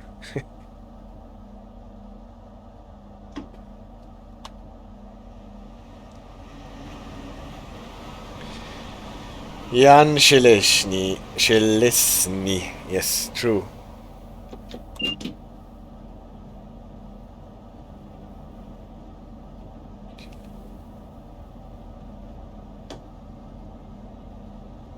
It's been quite some time that he got this world record, right?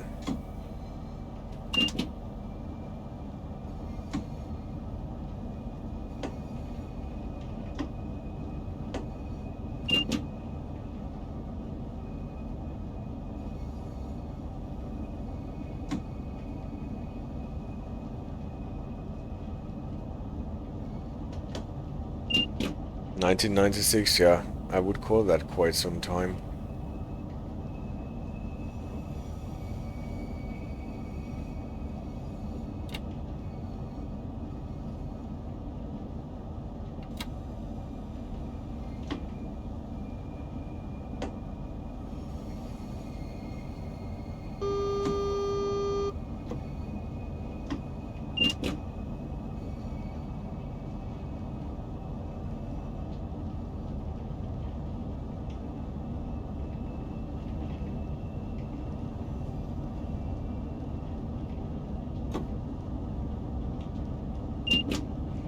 So, this is quite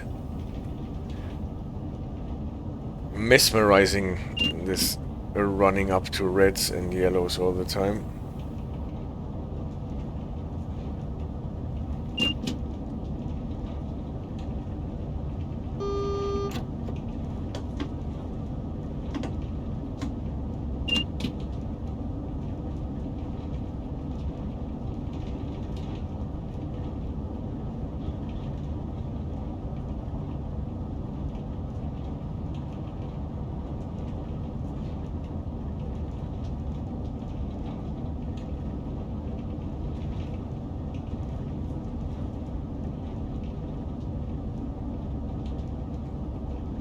Slow down to 30 incoming.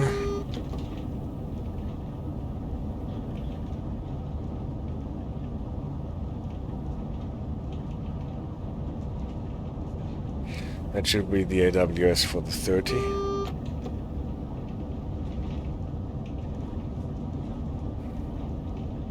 Here's the 30 Morpeth board.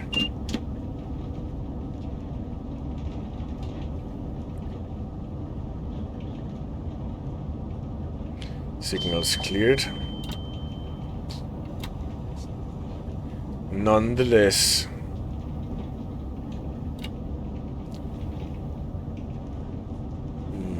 we have to slow down for the 30.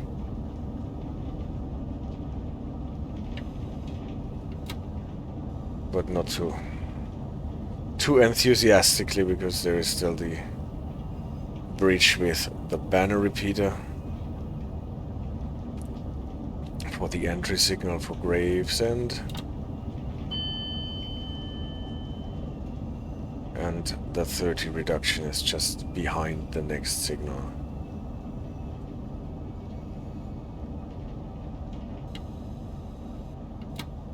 Am I wrong? No, here it is.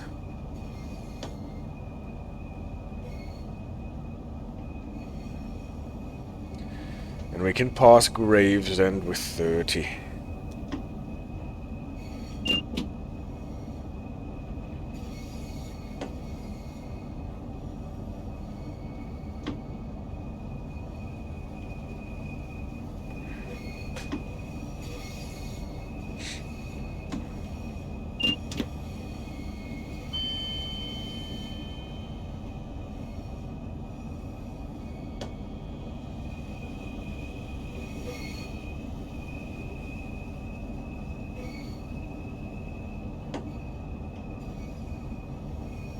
Rain. Who would have thought that?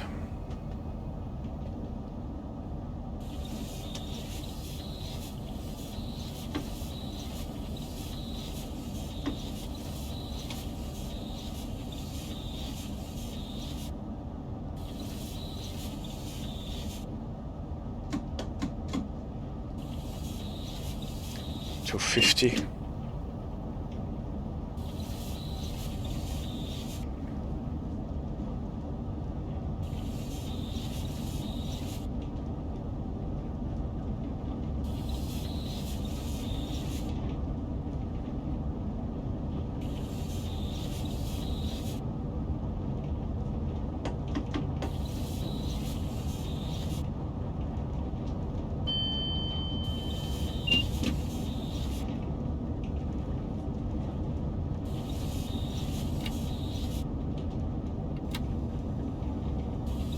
$70 sign.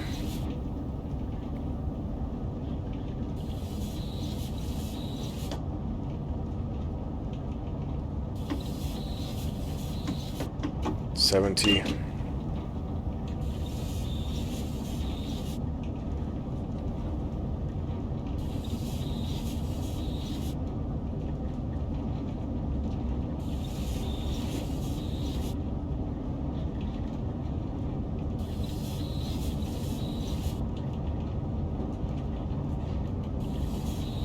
It's always sweet how slow the Javelin actually accelerates when it is on third rail power.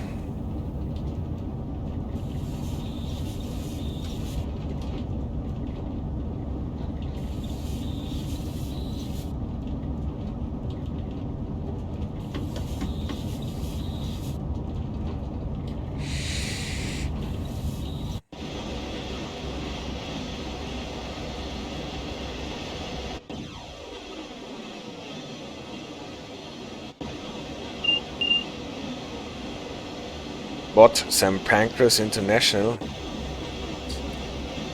Since when are we going to St. Pancras?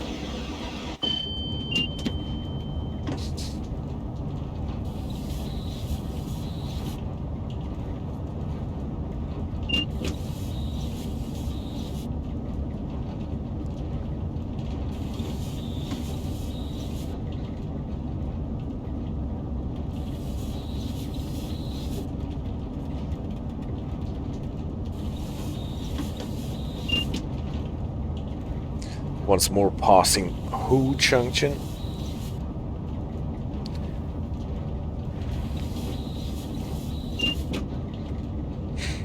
I just saw the other day on the forums that those lights on those installations trackside, that they can actually be switched.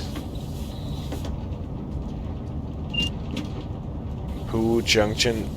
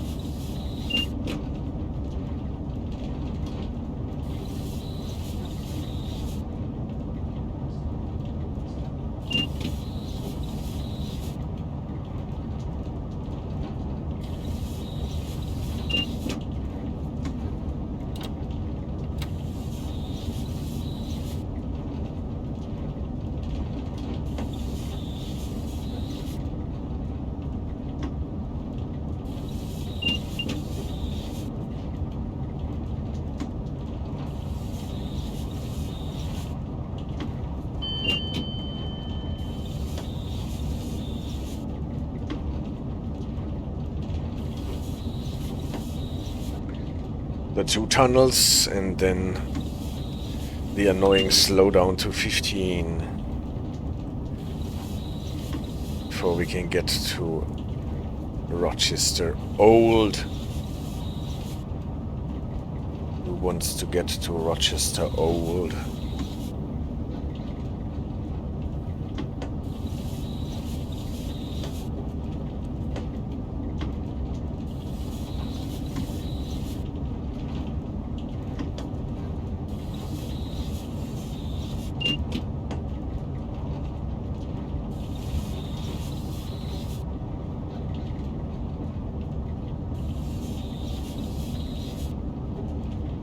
Second tunnel.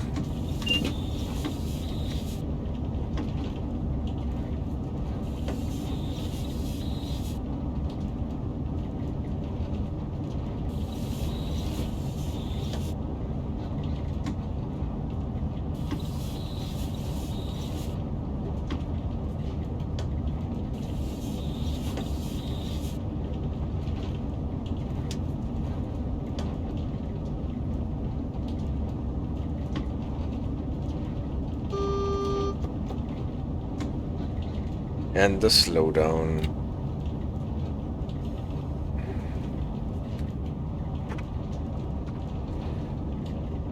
Now we don't even see where the tunnel ends.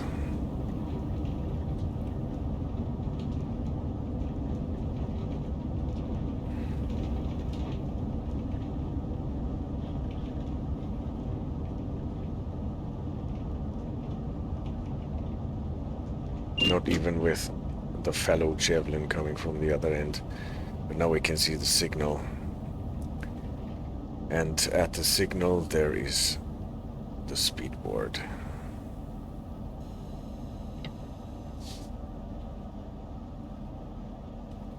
So we're actually a bit early. It's always hard to judge how far the signal is. And we have so much time to get to Rochester. Can go all the remaining track.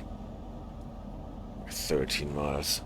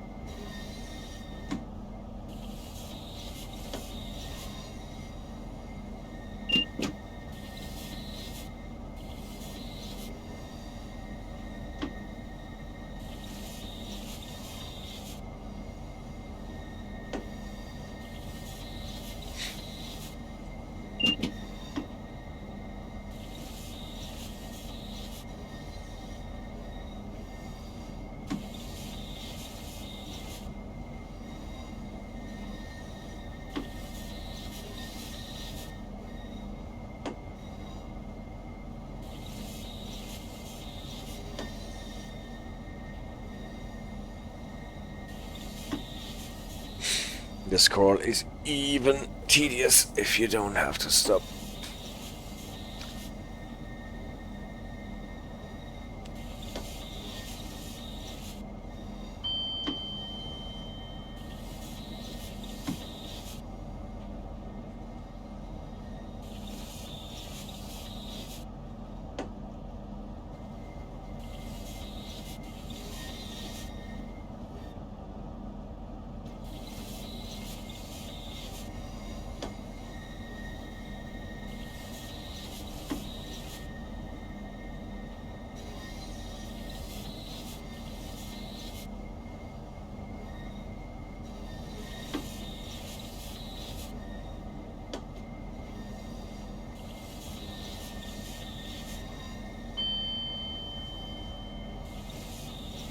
Electrostar.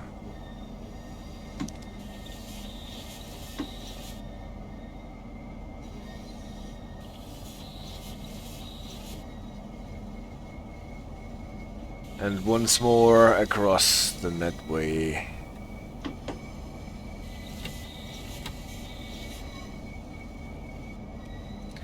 Say hello to the submarine.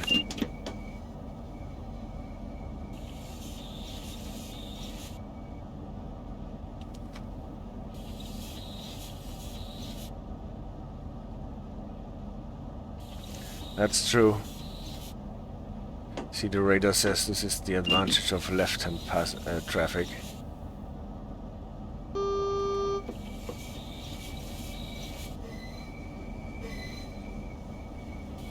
So, we're going to the 25 siding.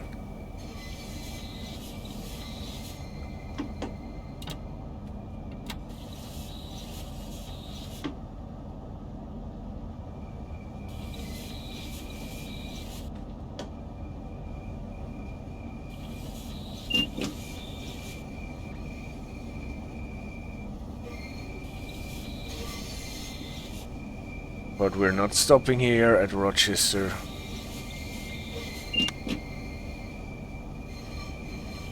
But we are going on to the old station.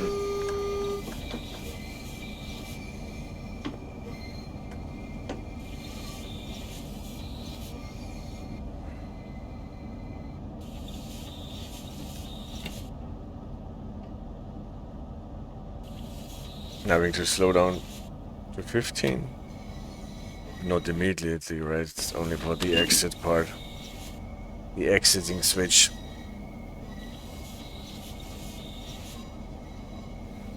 It wants us to slow down to 15.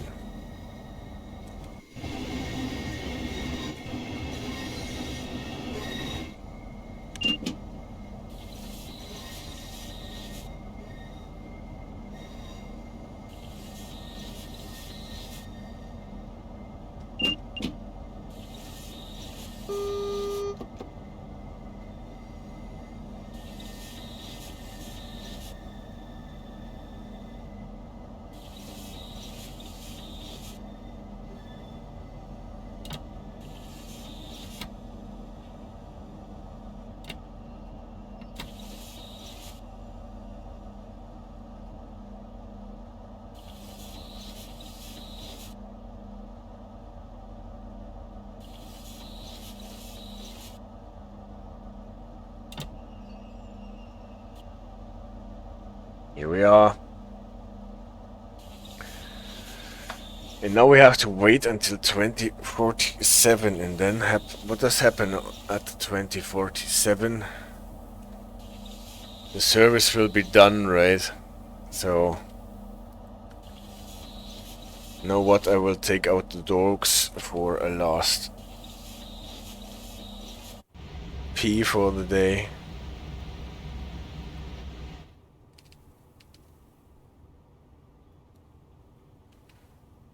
And then I will be back for the last leg.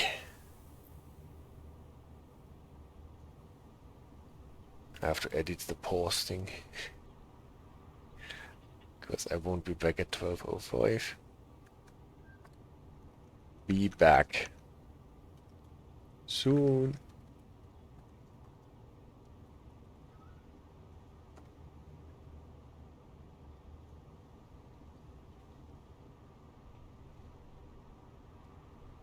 Okay. See you in a few.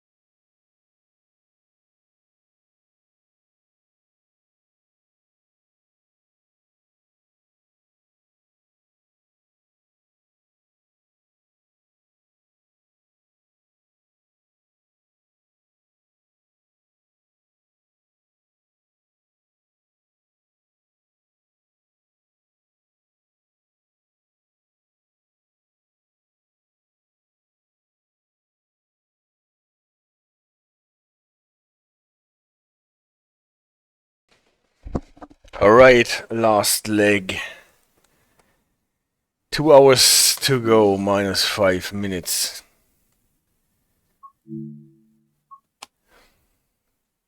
I think it is time now to clean the rails.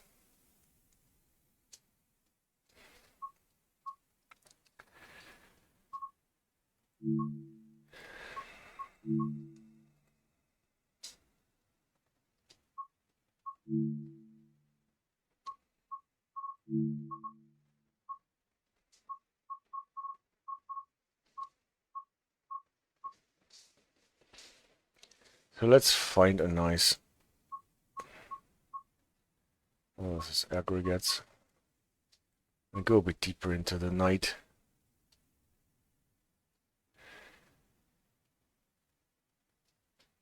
Special clearance to run along high-speed ones while no other trains are running. Let's do this. From Singlewell Loop to Ashford International.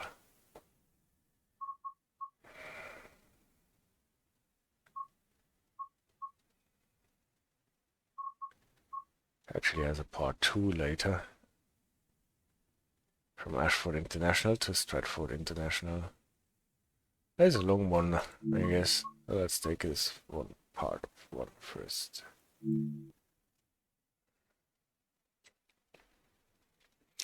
No, it's okay, Chili. You got your share. Later, maybe.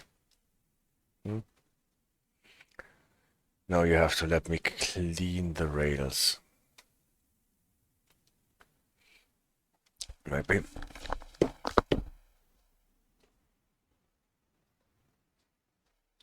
So. Singlewell Loop. This is where we start. Let's turn on the cab lights, instrument lights, night running, obviously. Then we need the reverser. All the switches are on. Let's see if we can release our brake system now. Yeah, we don't have funny readings on that one. And yeah, this device here for cleaning the rails. You don't know that this thing has a button on the side. You probably can't get it working. Can't even see it properly here. This is where you turn it on first, the controller. Then I think you have to activate it.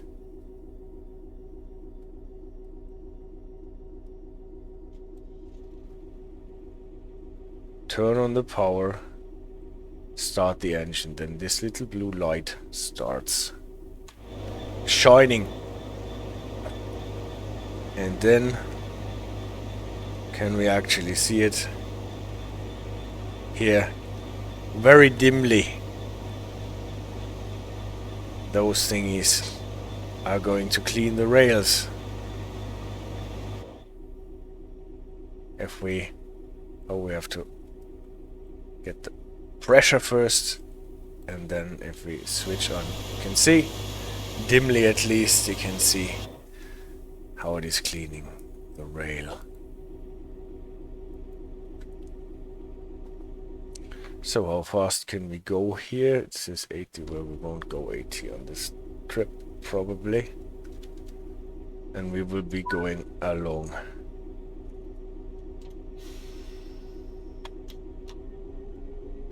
High speed 1.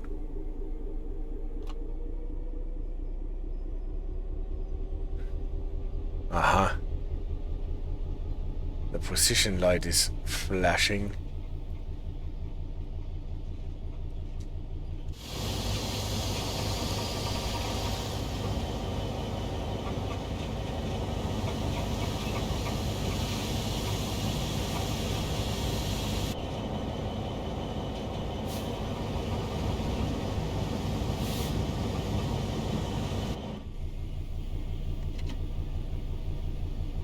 Oh, we did not turn on safety stuff.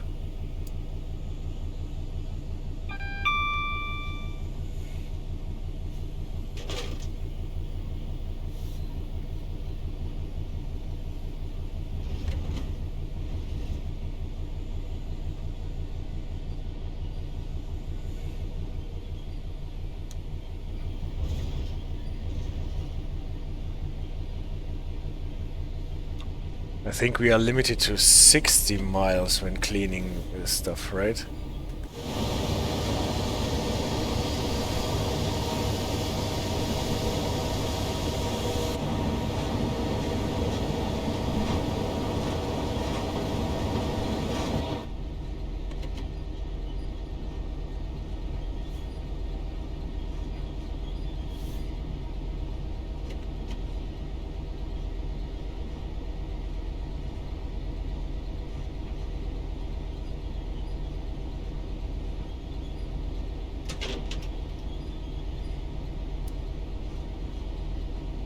Wrong switch. Now we're good. We isolated the fire detector instead of activating the DSD.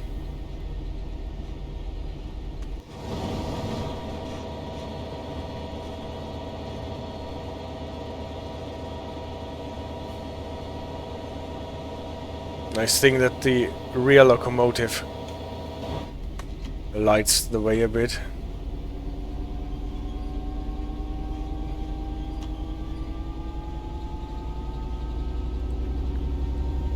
Now we got the configuration together. We can actually speed up a bit.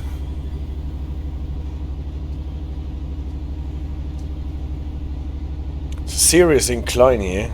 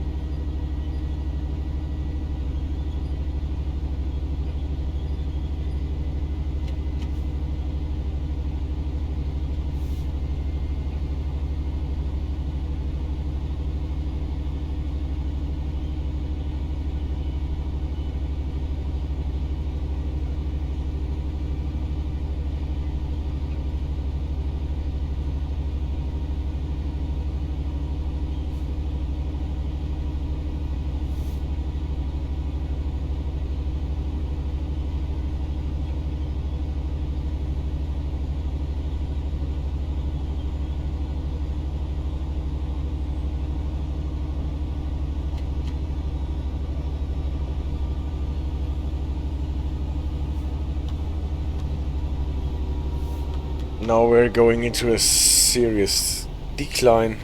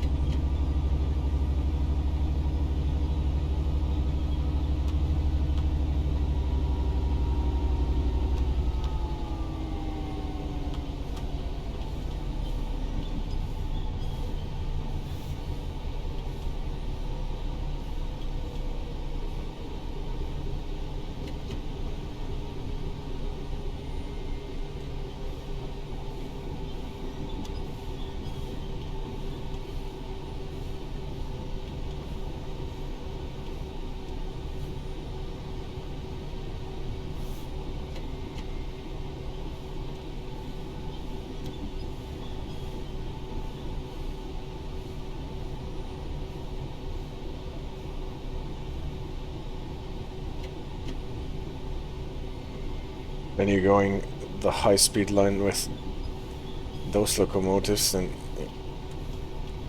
see for the first time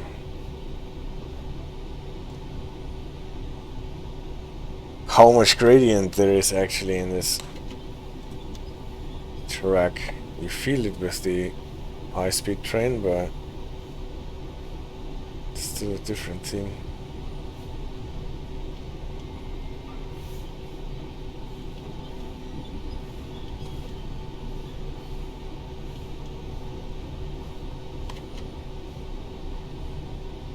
Yeah, the flashing whites. Those position light signals on the non-passable TVM markers.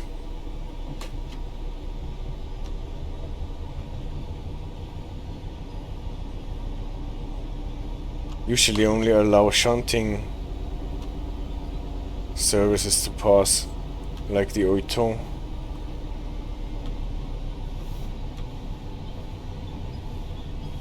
And since we are running here without TVM, we shouldn't be here actually.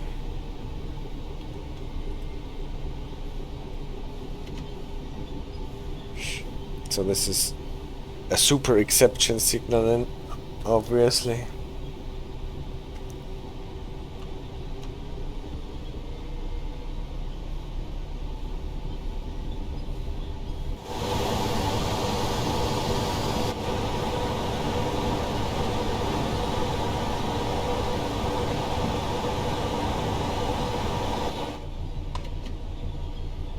That is true.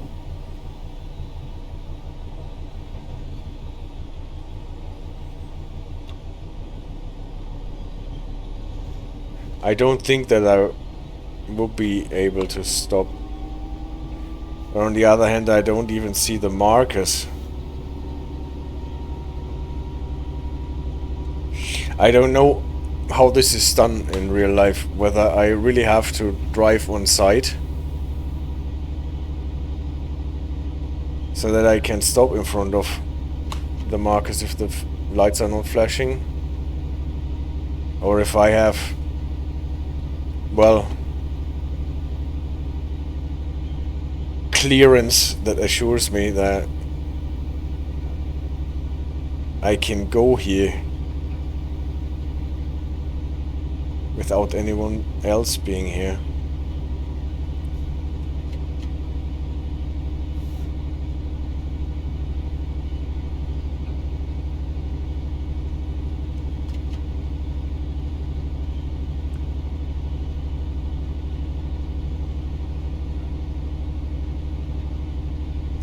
Here I can see the flashing better or earlier than I can see the marker, right?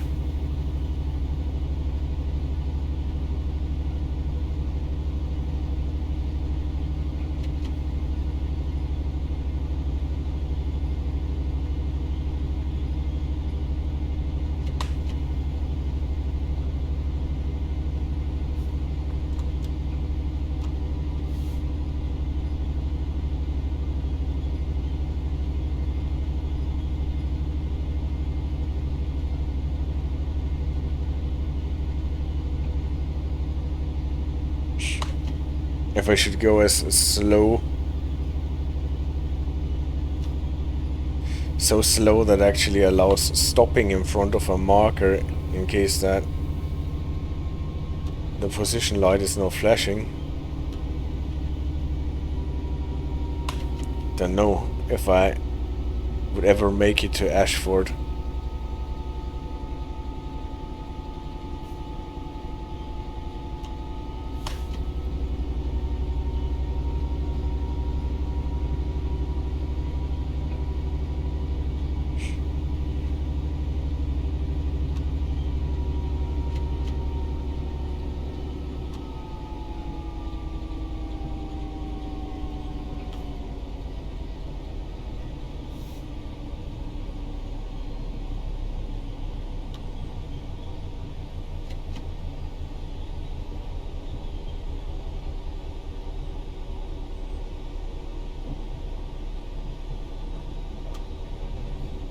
I don't remember exactly where, but somewhere I got the information, the piece of information that I can't go faster than 60 while spraying.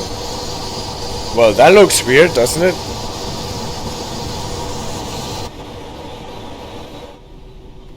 Okay.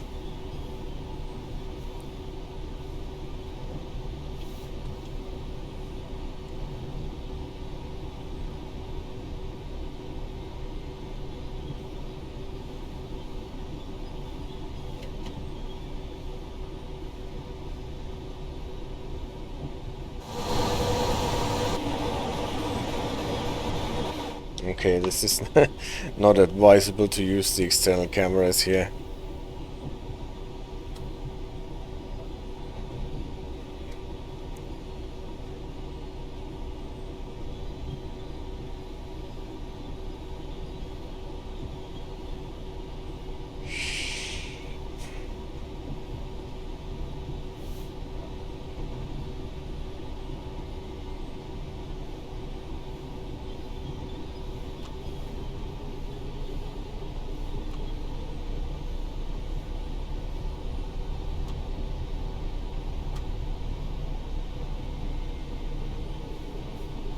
At least we're getting out of the tunnel again.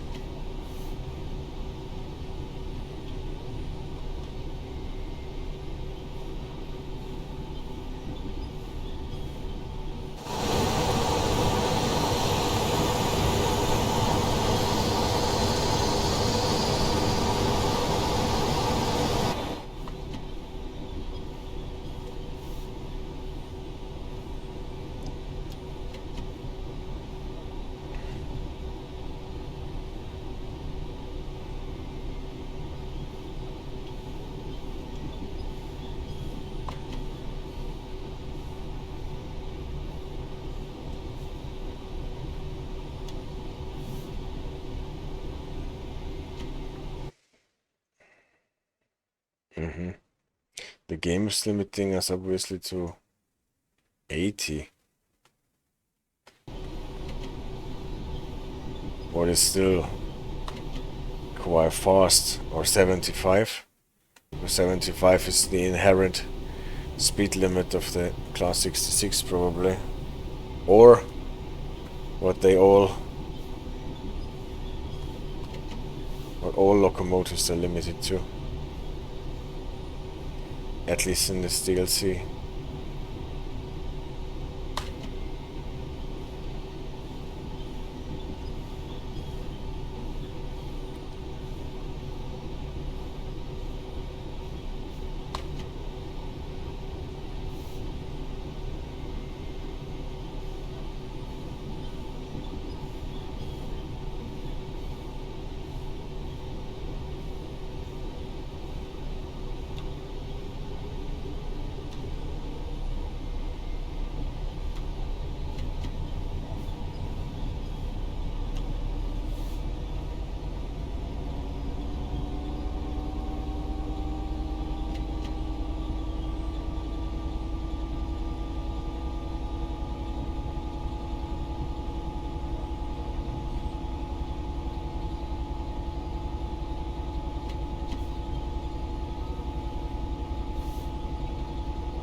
Maybe this is the,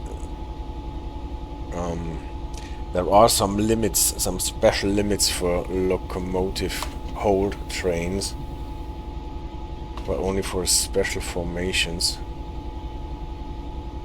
So I'm not quite sure if the game is referring to that when it limits all the locomotives here to 75.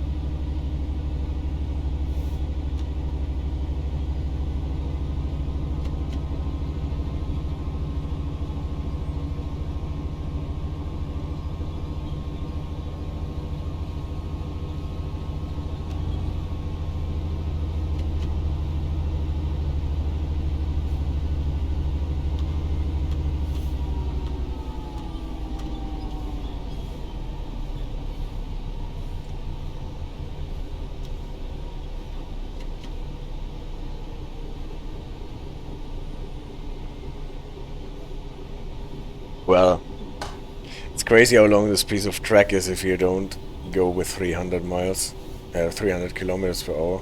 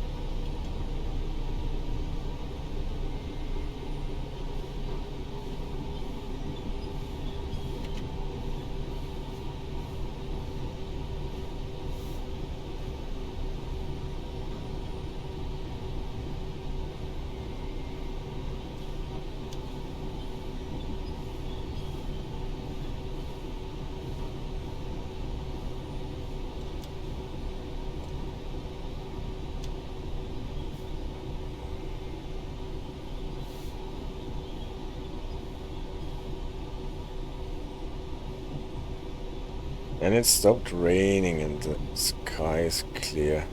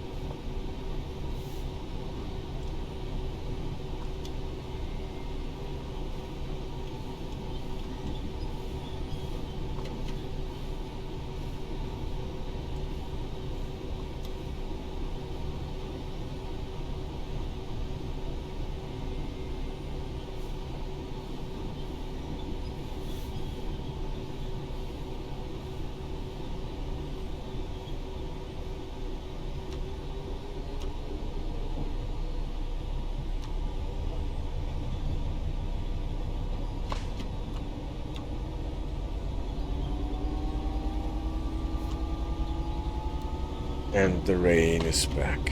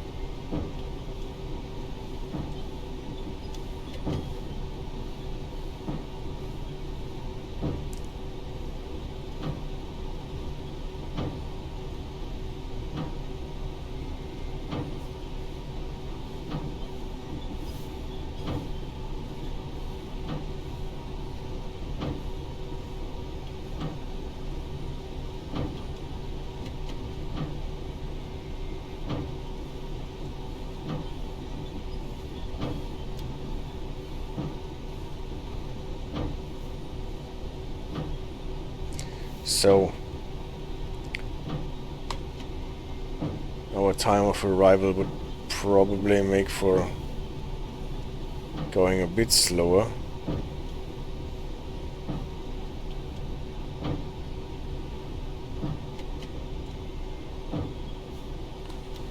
But not too much.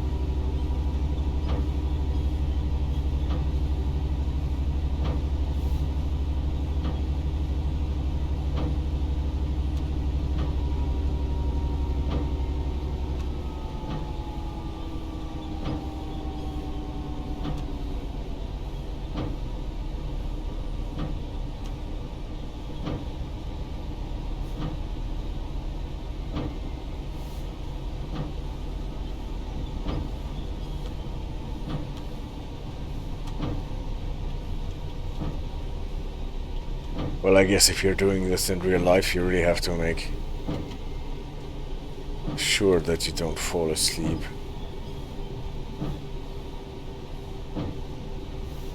You need to have someone on board that who whacks you.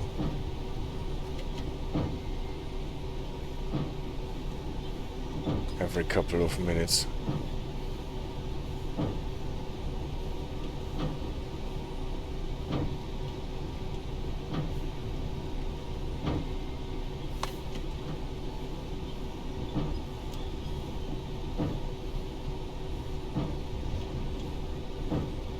Yeah, in the metro.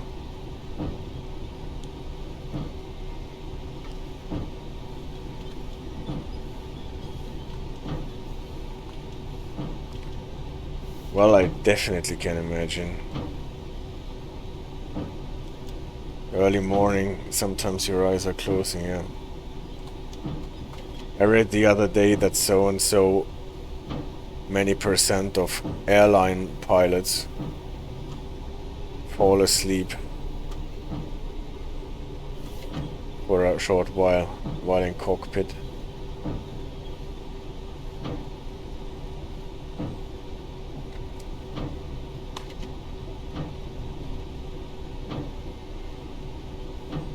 So 20 minutes nap on break, yeah.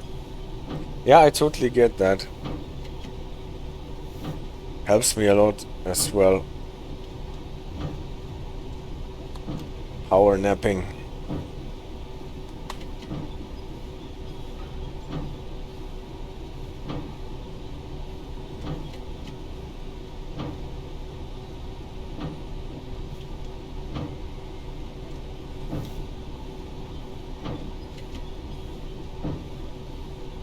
We're having to do the whole high-speed line with low speed.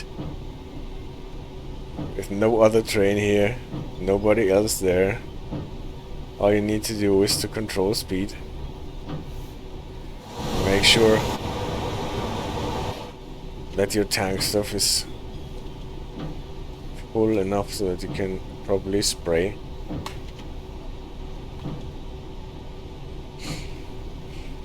So from what I've read, this wouldn't be the driver doing this spraying, but one more crew member exclusively operating those sprayer consoles.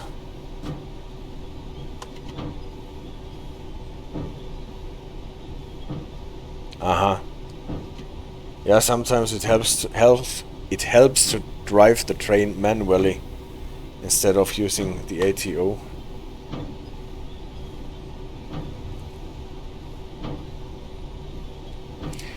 Yeah, I totally get this.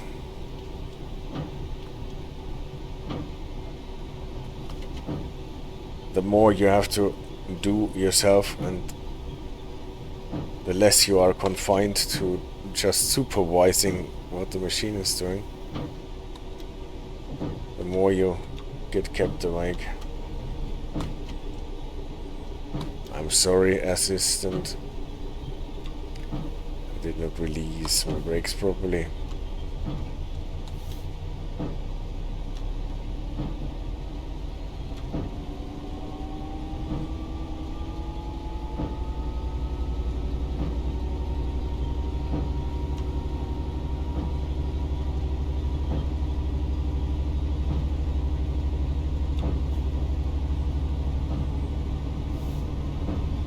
But see, even with this decent speed that we're doing, we will be late probably.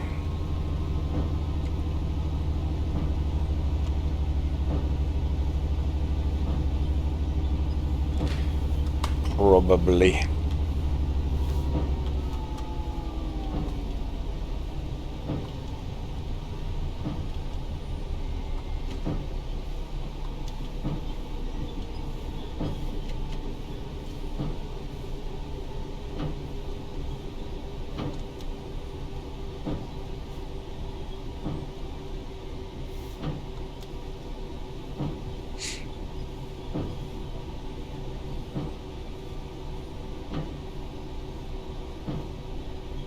I just wonder if there is any other signal at the end. As we do not have to press any pedal or press C4 button, I can step up and stretch up. Okay. Yeah. You sometimes see this in cab videos. And I've actually seen this in real life on the drivers. Metro drivers. Sometimes driving while standing.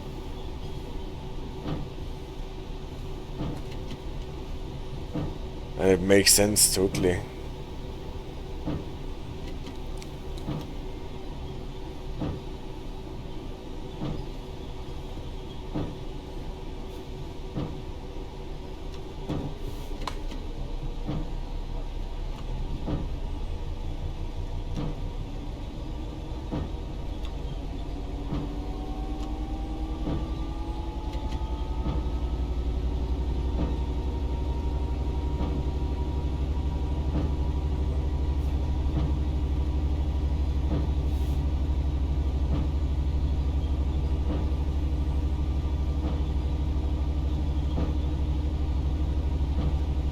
So, will really be interesting what happens at the end.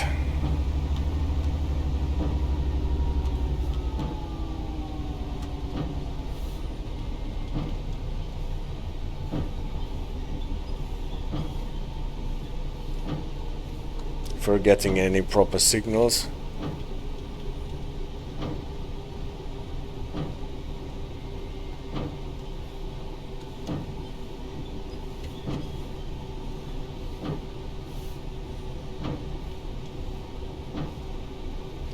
Or if we're just supposed to. We're supposed to know.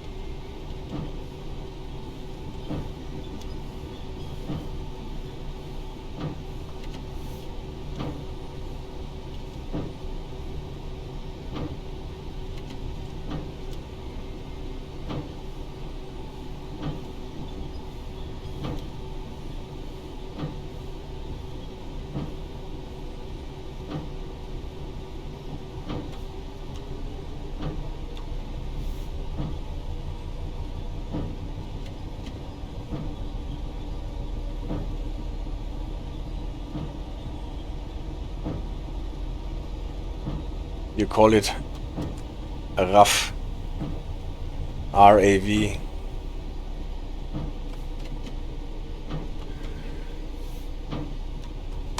Instead of ATO.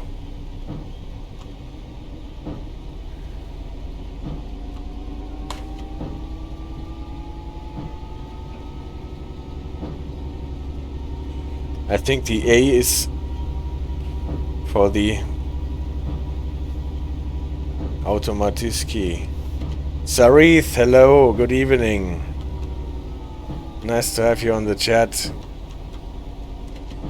How are you doing? Did you recover from AJ's 12-hour stream?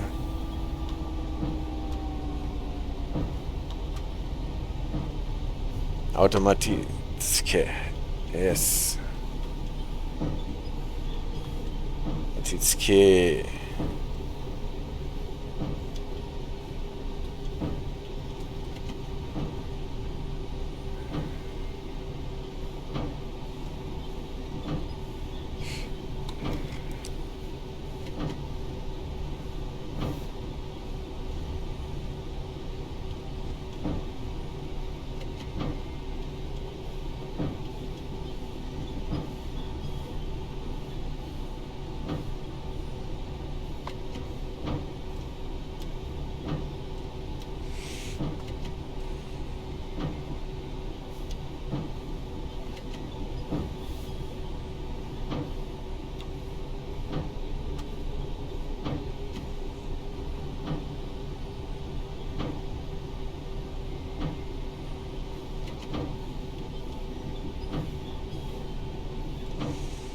You came back from a road trip from Norway. Oh, that sounds great.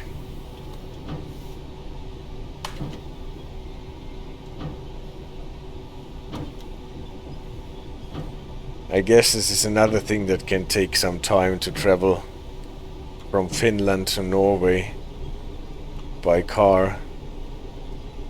So, game toast to Froggies.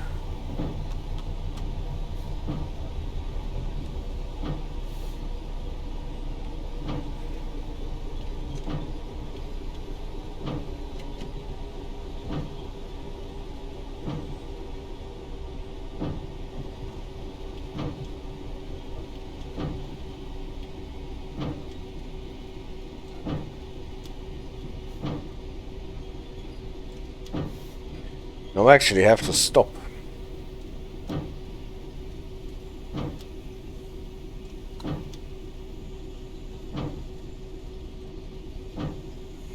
Three of you on a small Volkswagen Golf with a week's worth of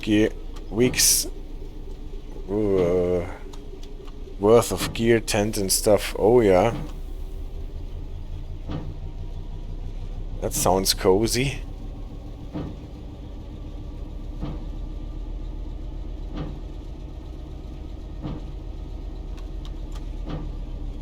Can you see here to the left is the depot with the Javelin where we got it this morning. There was no space left, no. So then I gather you did not go hunting because there was no space left to get any prey home.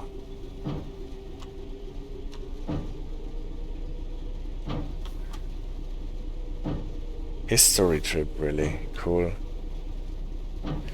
Well, I am happy to hear that. I'm not so fond of hunting.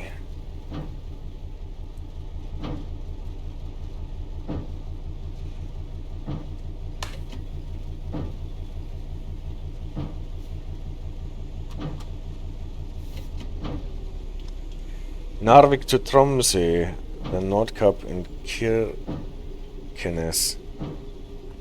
That's actually cool. I see that reindeer on the roof of the Golf.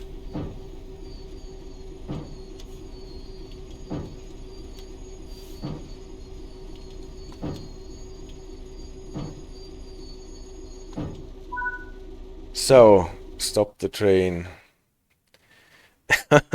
Okay.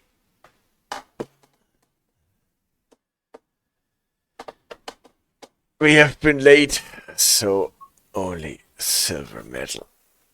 Well, that was the railhead treatment train.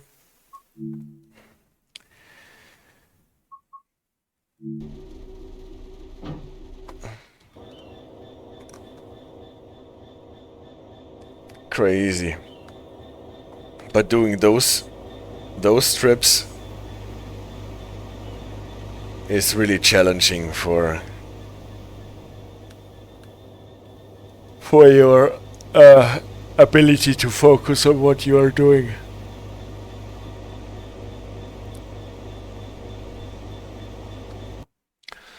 Lots of abandoned bunkers and trenches to search. Oh yeah. Well, when I was little, my parents took me on trips to Norway and Sweden, northern Norway, northern Sweden, quite a lot. Unfortunately, I was not really able to enjoy that as a child as much as I would probably enjoy it now.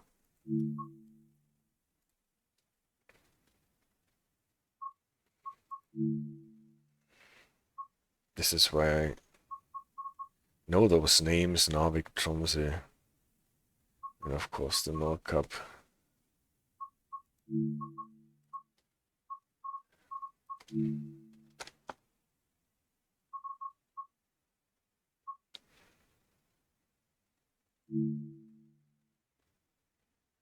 It's not exactly safe to go into those bunkers. Yes, I guess so. They are just, but all the more exciting, yeah. So they are not that easy to reach, right? You have to actually deliberately go out into the wilderness to find them.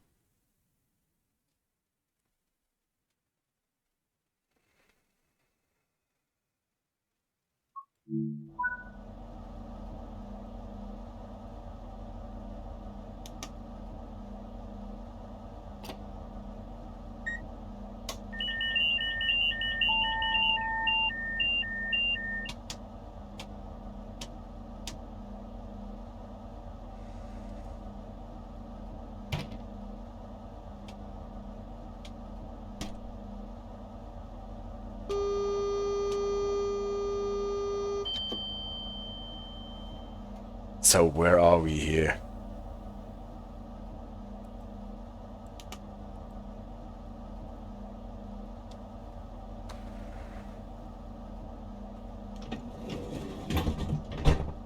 Rochester. Old station Rochester, I should say. Well, fine with me. Well, they are easy to find with a map and by asking some locals. The thing is that they aren't maintained at all. Like one bunker I found was like an ammo depot that had exploded and burned. That sounds exciting. As long as all the ammo is out of the depot.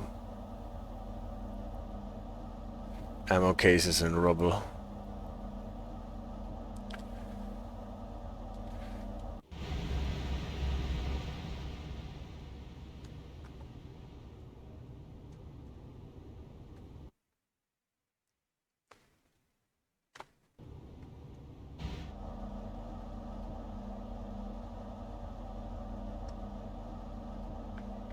Well, that sounds actually really exciting.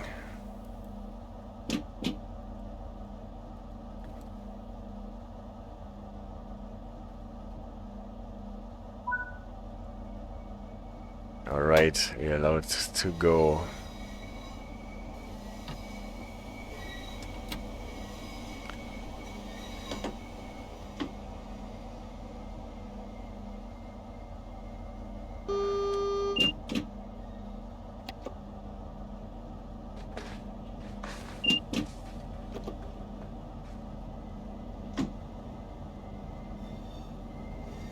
So for the last hour, I guess I will get the Javelin home.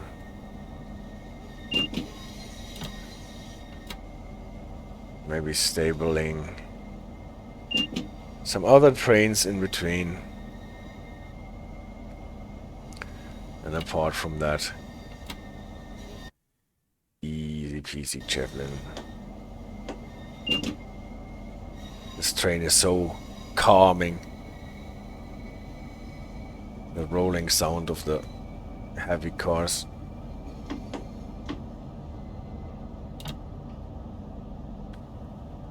This being said, I sped out because I didn't pay attention. No. Obviously I'm paying attention. And running my brake spot because I was not used to stop anywhere at the station anymore.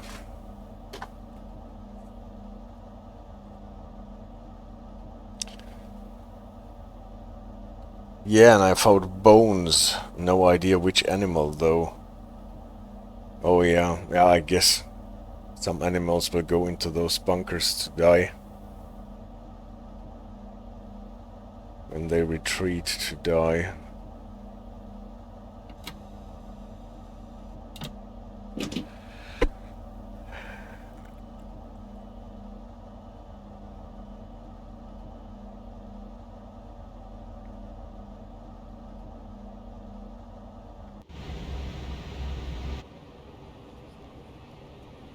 Rochester.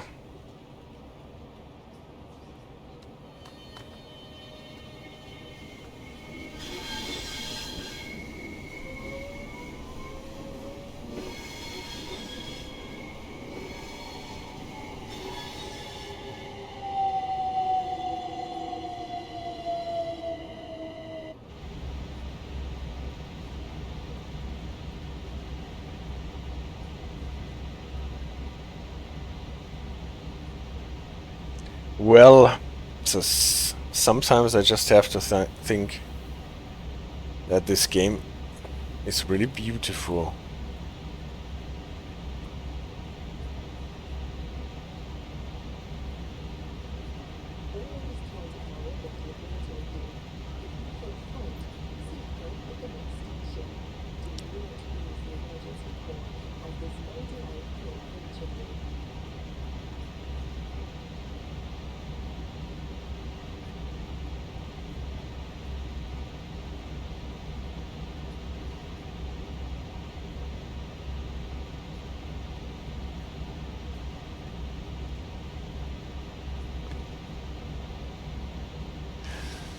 I've been playing for 11 hours on end now.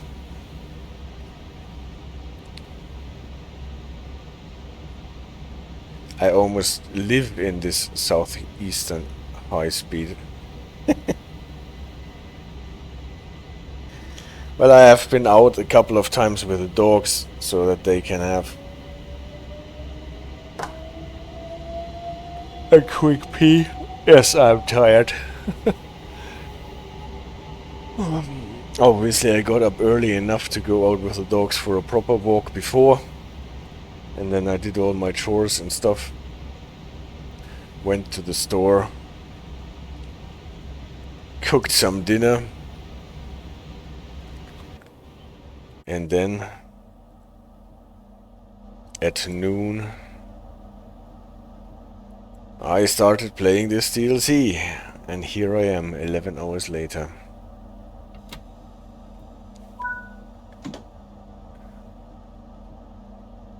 Yes, it opened.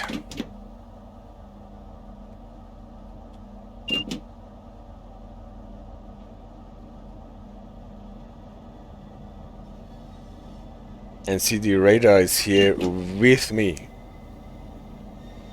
for 11 hours minus a lunch break.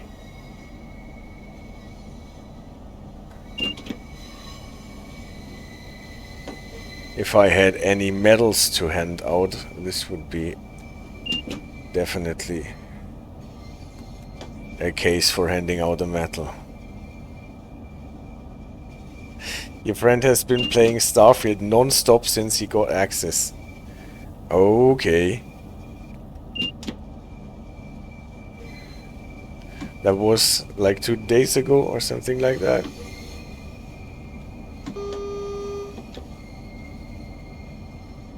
Yeah. Crazy.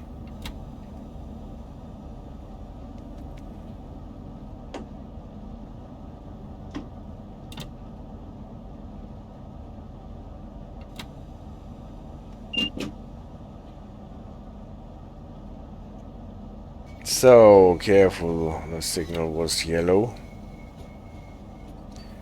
That means the signal very close by. In the bend is red.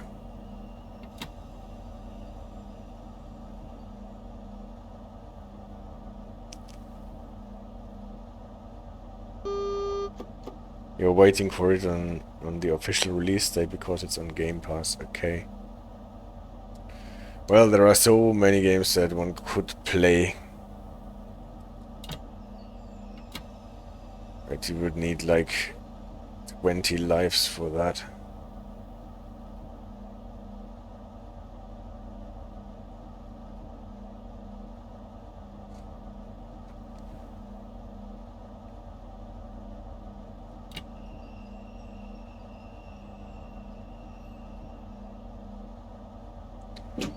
So,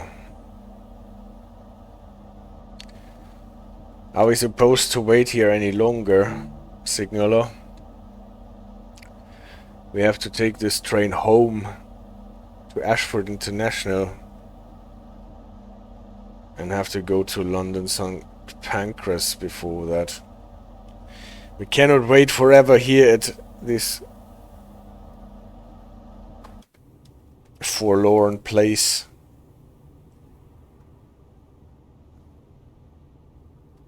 With its 15 miles per hour bottleneck.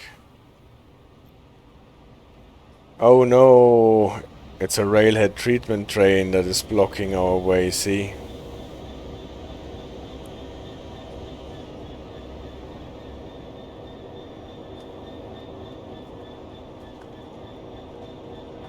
There is no driver. But at least the railhead treatment controller is working. Oh, this is the rear. Well then.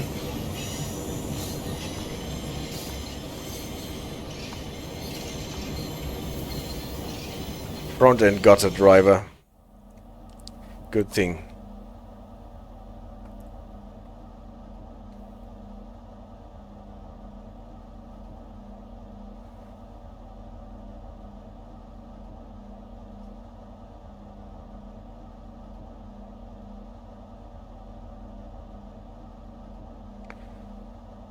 So then we have to let the red railhead treatment train pass. And we can finally go. Oh. Just for the record.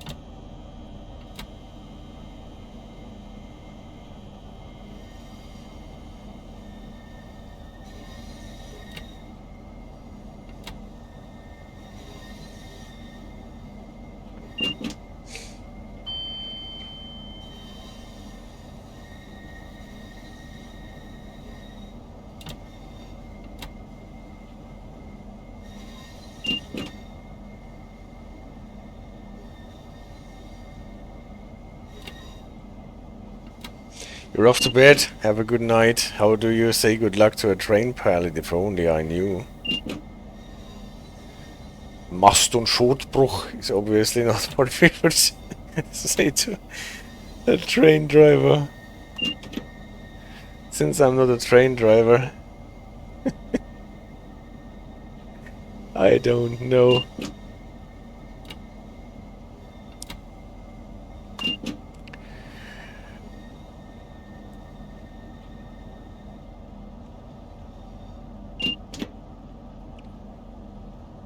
So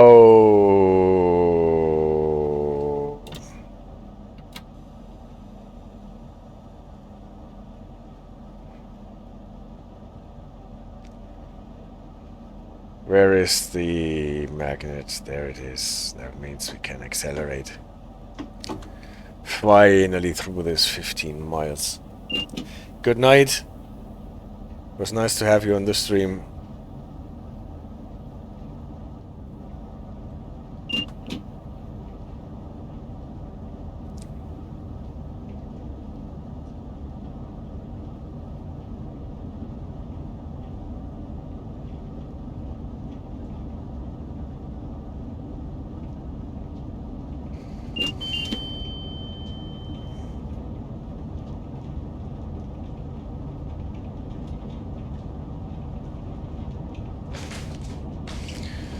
So, once more through the tunnels, then Who Junction. Then Gravesend.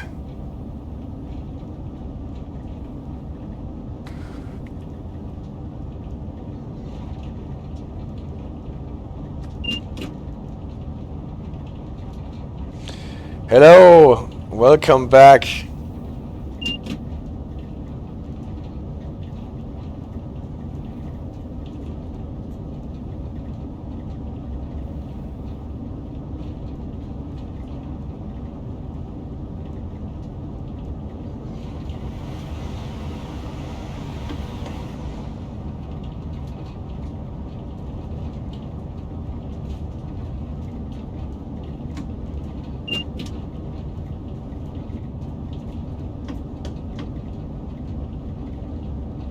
Tired, I am, to be honest.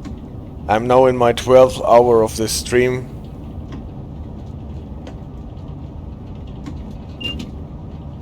And getting closer to the final round.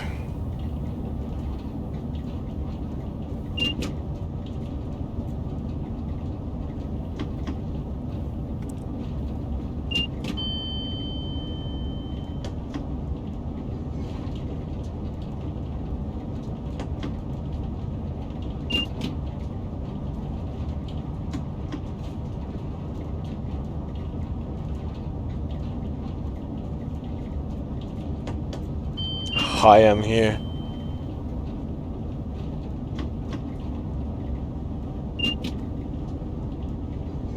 I would really like to know what service it must be that it stops in Higham.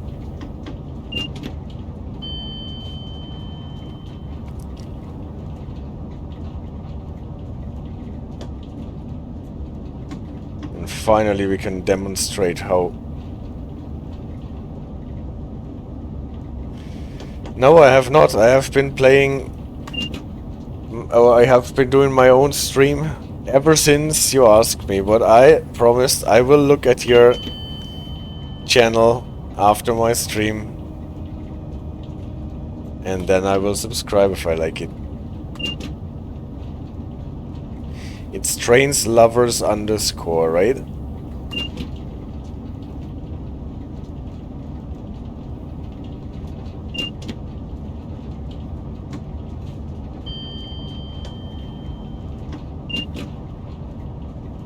Yes, don't worry. If I like it, I will. I will have a look at it. If I promise, then I will do it.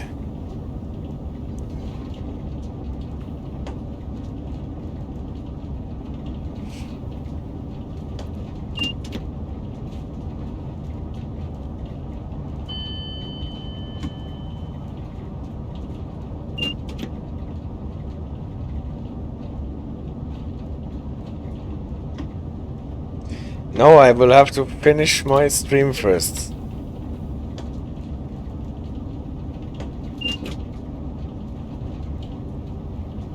I'm doing my 12-hour stream, and then after that we can do other things.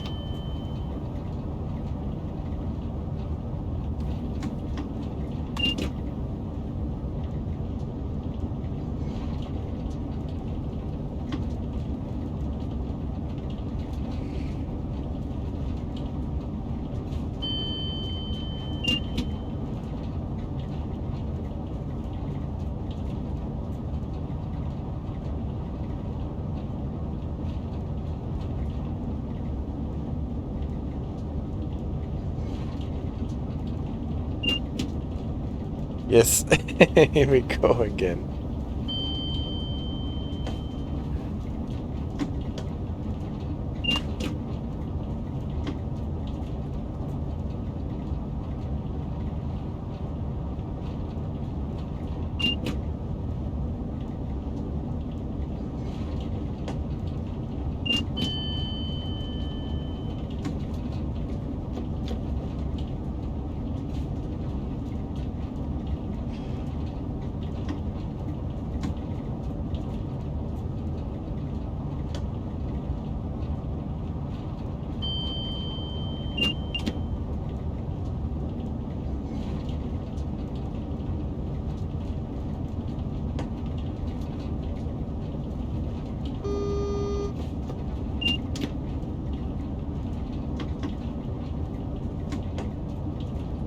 So, after all,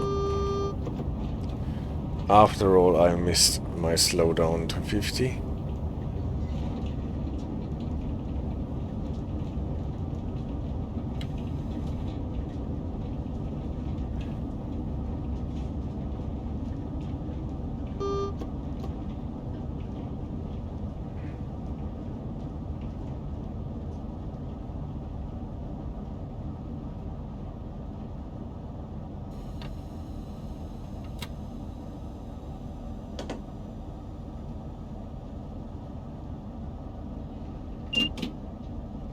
Because the 50 slowdown does not have an AWS magnet.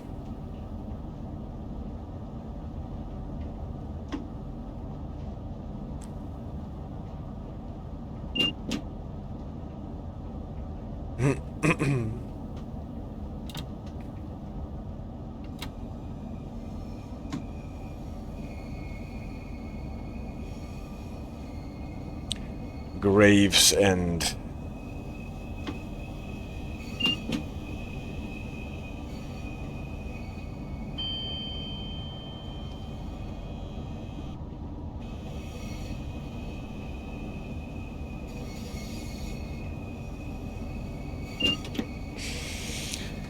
This time we have to do the power changeover the other way around.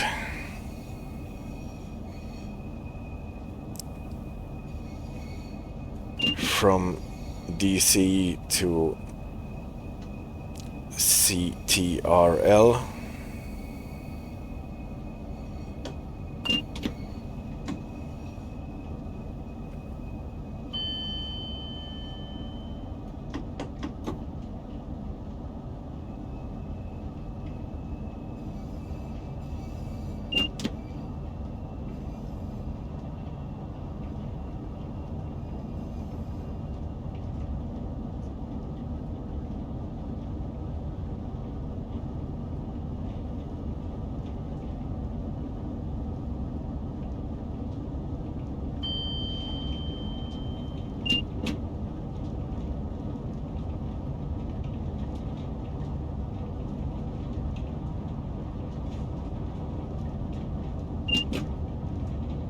Limit and 60 limit at the diverging junction.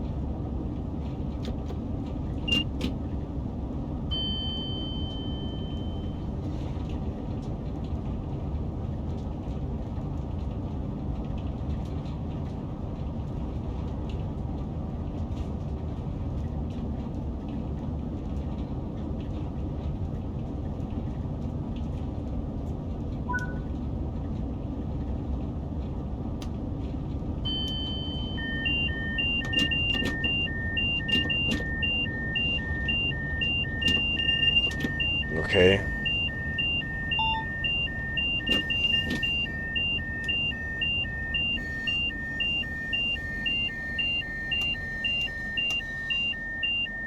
Good, we made the power changeover, but something stopped us again.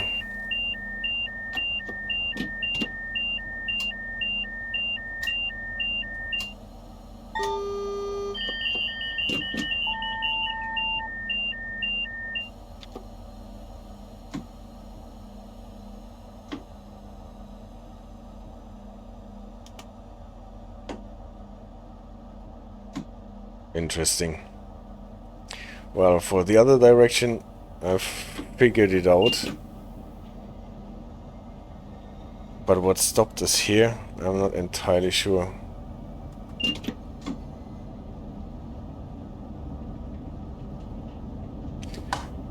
Also not if I have to maybe put the reverser into neutral for the power changeover. Oh, but how this train can accelerate with AC power.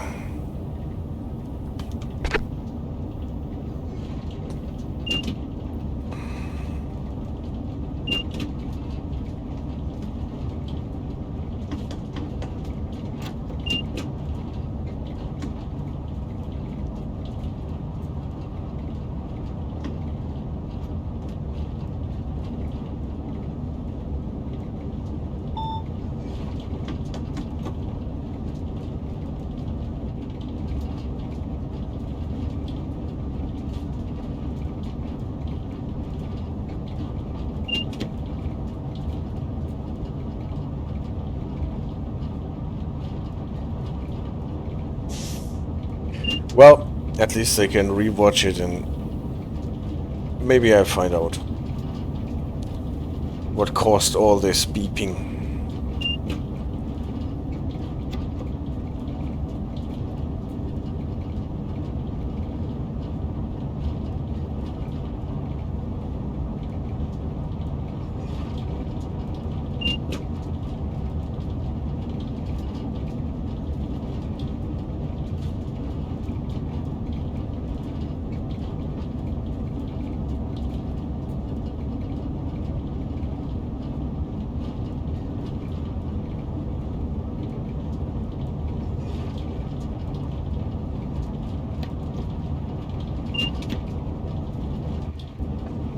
That looks really cool now.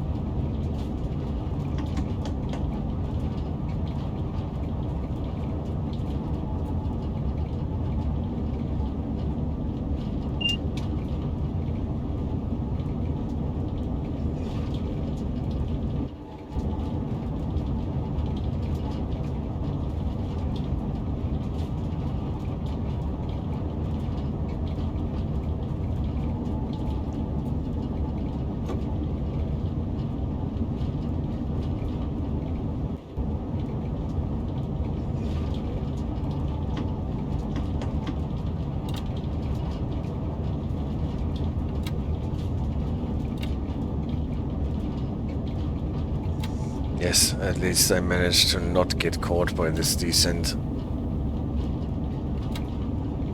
Running into the tunnel here accelerates the train massively.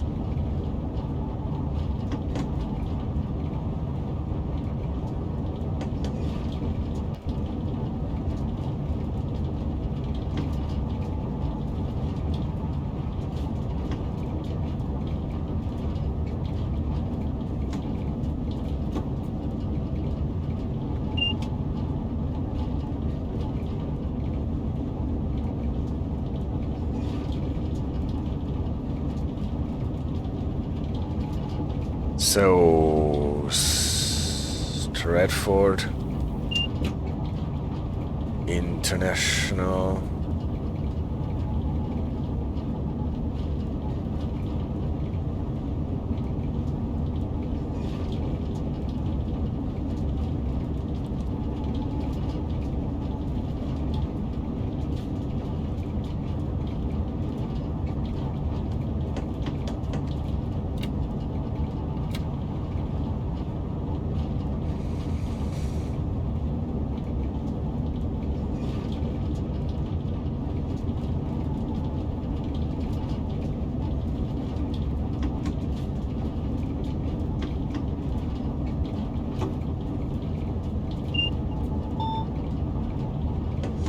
And a slowdown.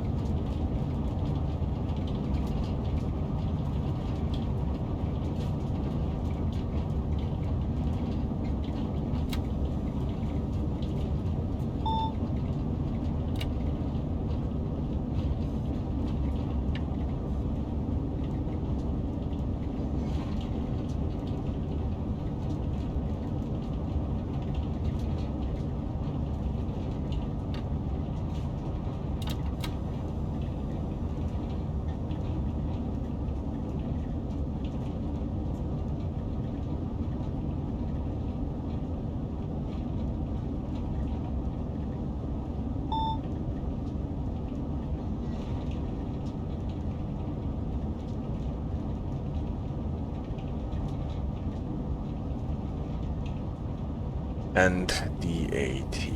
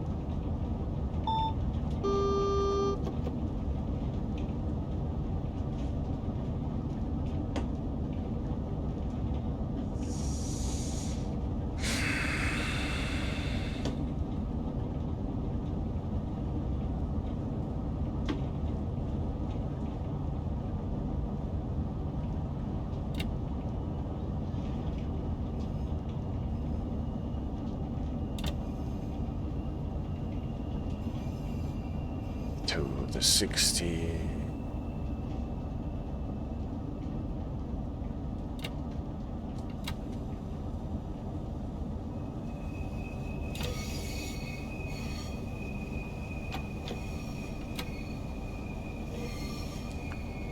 And the 40. Oh, this house looks cool with the blue light.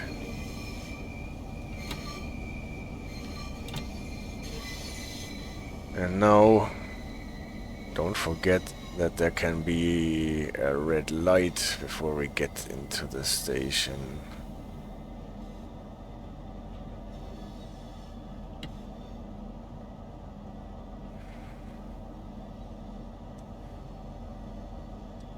Three signals in very short succession. But it allows us to enter anyway. It has the position light on. So we can pass without having to press any key.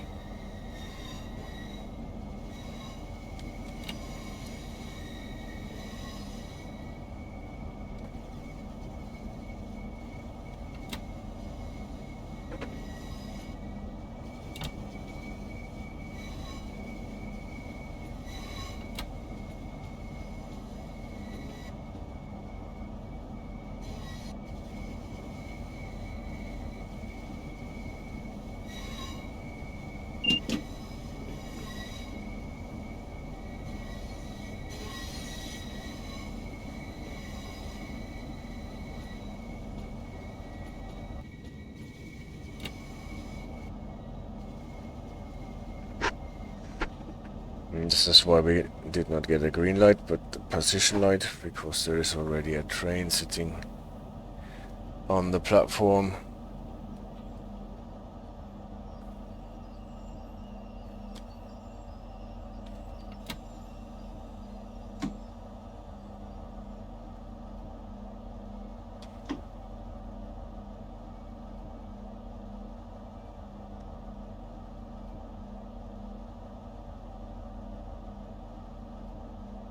Yeah, let's hope we're actually coupling up to that train.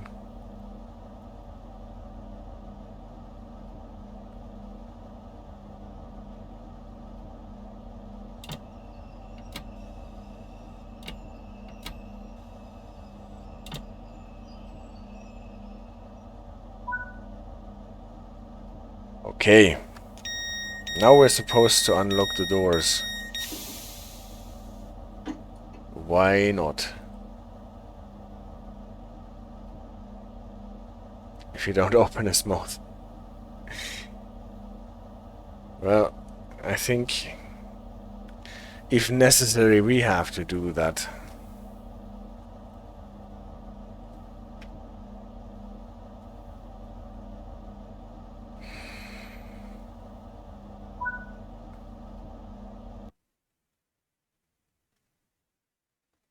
Okay.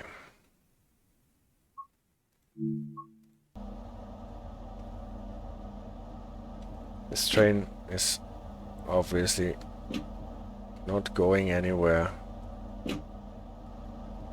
Let's see if we can pick up the service on the other one.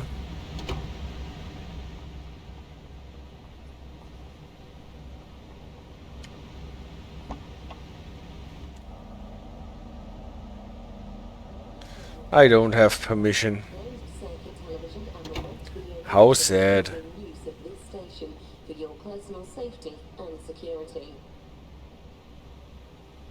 The charity Javelin is.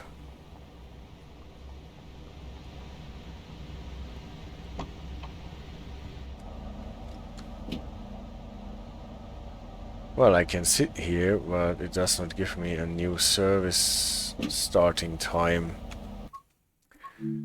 So, since it is already late... Yes. But I've seen ICE trains with an open hatch all the time running around the whole Republic.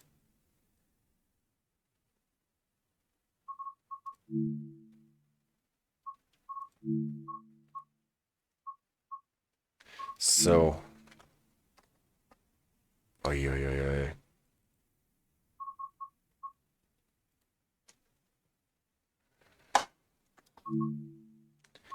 How did I manage to get into the windowed mode now?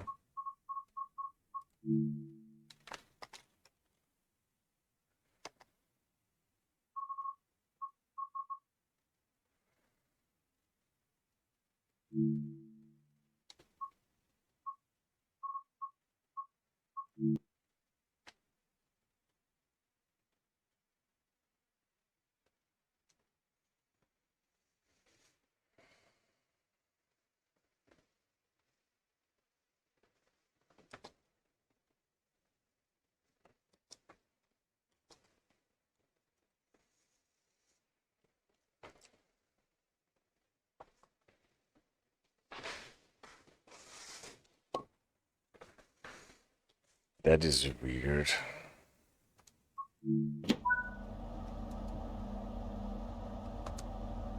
Aha.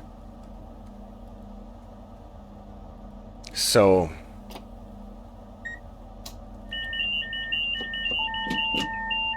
Looks like we're not coupling up.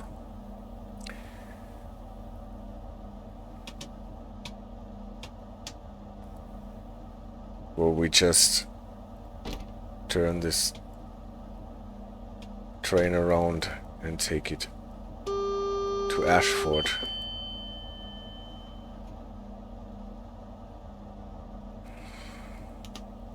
Oh, we have so much light.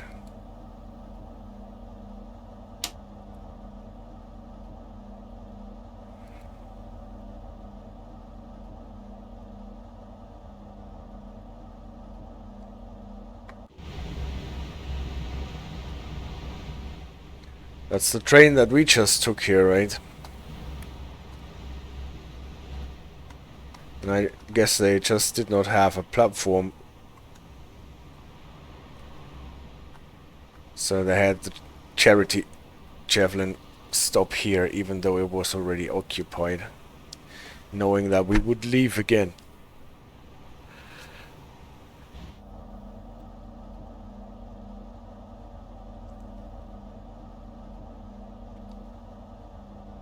We're good to go.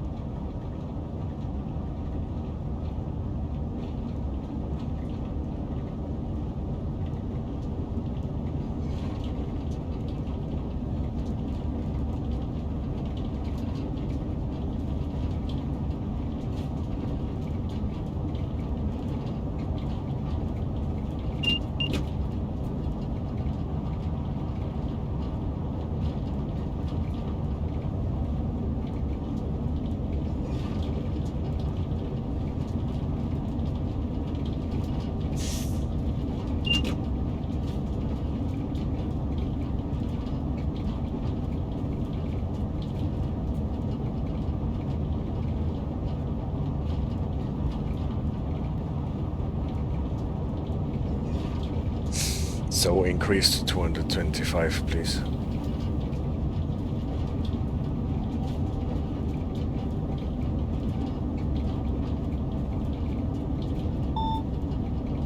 Here we go.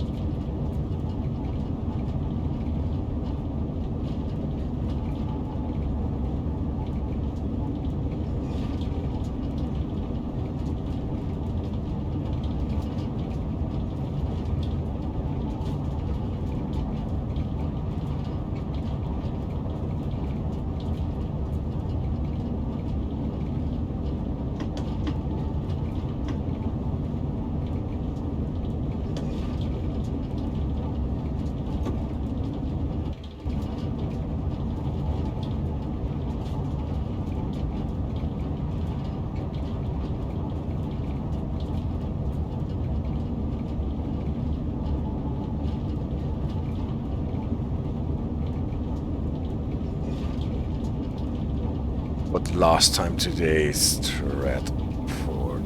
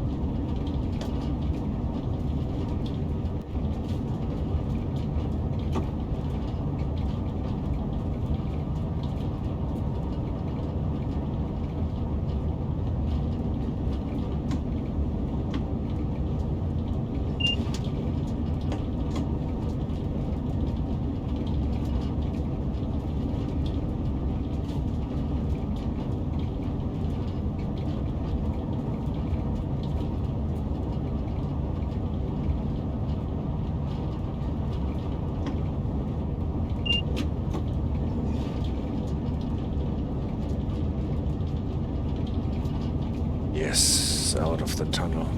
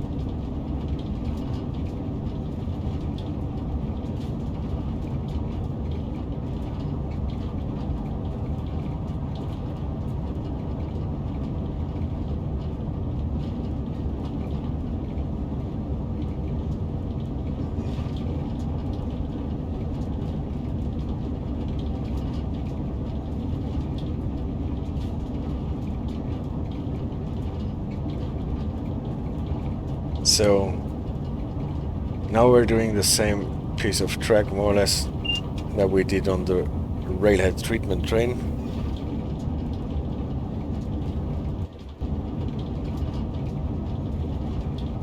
Just a tiny bit faster.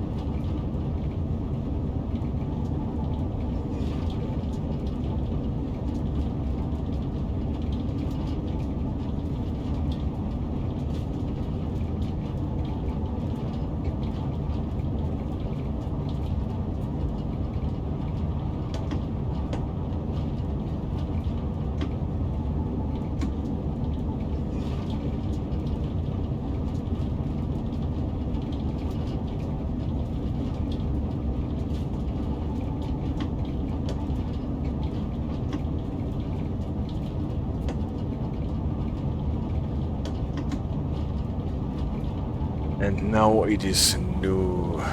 No, not noon. We started at noon. Now it is midnight. That means actually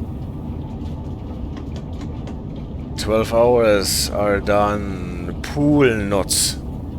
I see. That is midnight. Pool knots. And my favorite letter with the long ooh is in it. Nevertheless, I will finish this service here. We have 5.3 miles to go until we get to Ashford International.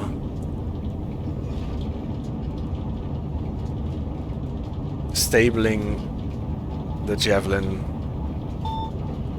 We won't do this today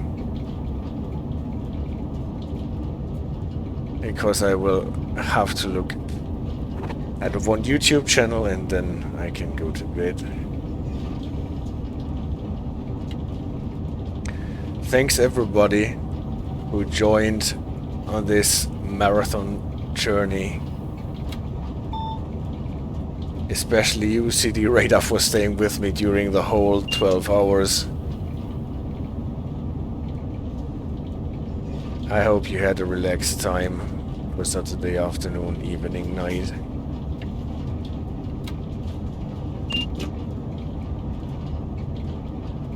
And, well, I don't know about you. I think it is... If you're playing in the DLC that long, it really gets a life of its own.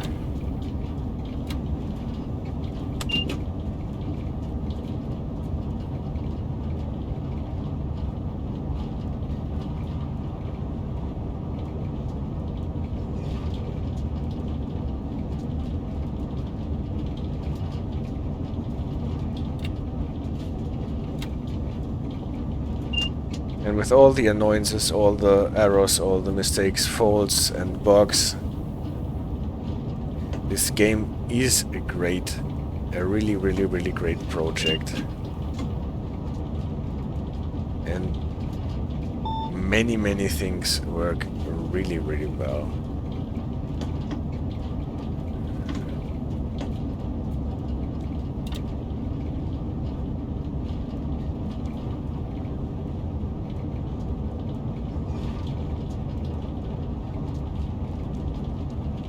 So let's see what thing we have here. This will be 40 kilometers. 80, 60, 40 or something like this.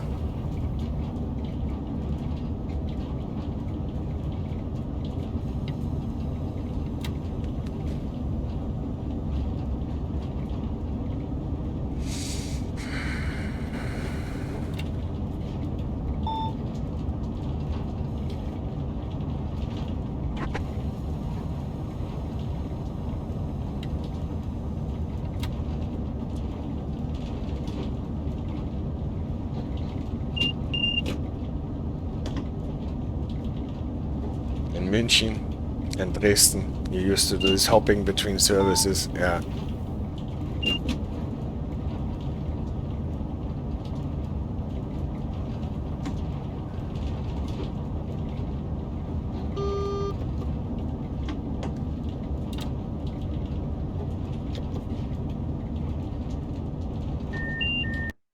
Now we're getting a penalty break by the KFB system.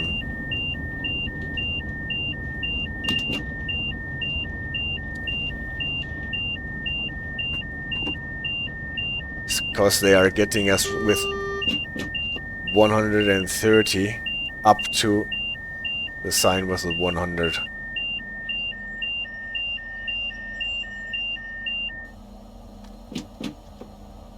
Alright. This you have to know. Otherwise, they will catch you.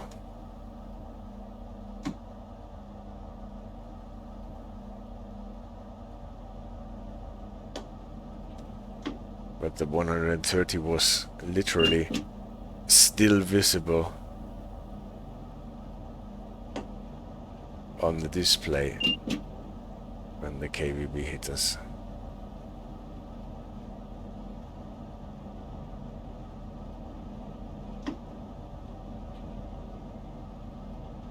Oh, crazy. It scares you that this 12-hour shift awaits you every day next week.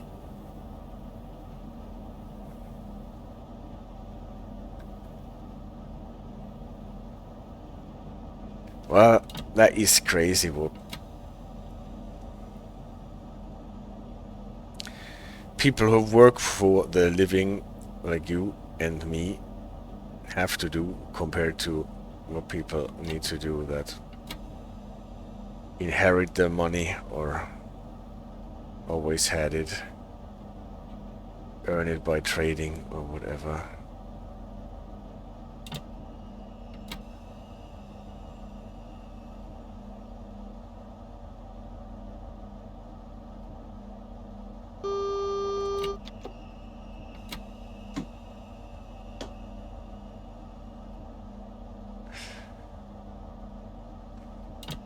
Okay. Well, to continue, we have to change the service. Oh, actually, we have to go on. I don't do that now. I will end the stream here in Ashford after closing with a beautiful freinage d'urgence by the KVB system and stabling the Javelin. We will do that sometime else. Again, thank you very much for joining me. This was the celebratory 12-hour marathon stream to celebrate my 250 subscriber milestone on my little YouTube channel. Thank you, all of you, very much for the support and for subscribing. City Radar, have a good time, have a good week, even with all the 12-hour shifts and with the hard work. And yeah, we celebrated the Southeastern high-speed extended that came into life with Trains in World 3 last year. Now it is already old stuff because we are all looking forward to Trains in World 4 and we have to adapt whether we are looking forward to it or not. It will be an interesting journey and it is going ever on. Thank you very much. Take care and have a good time.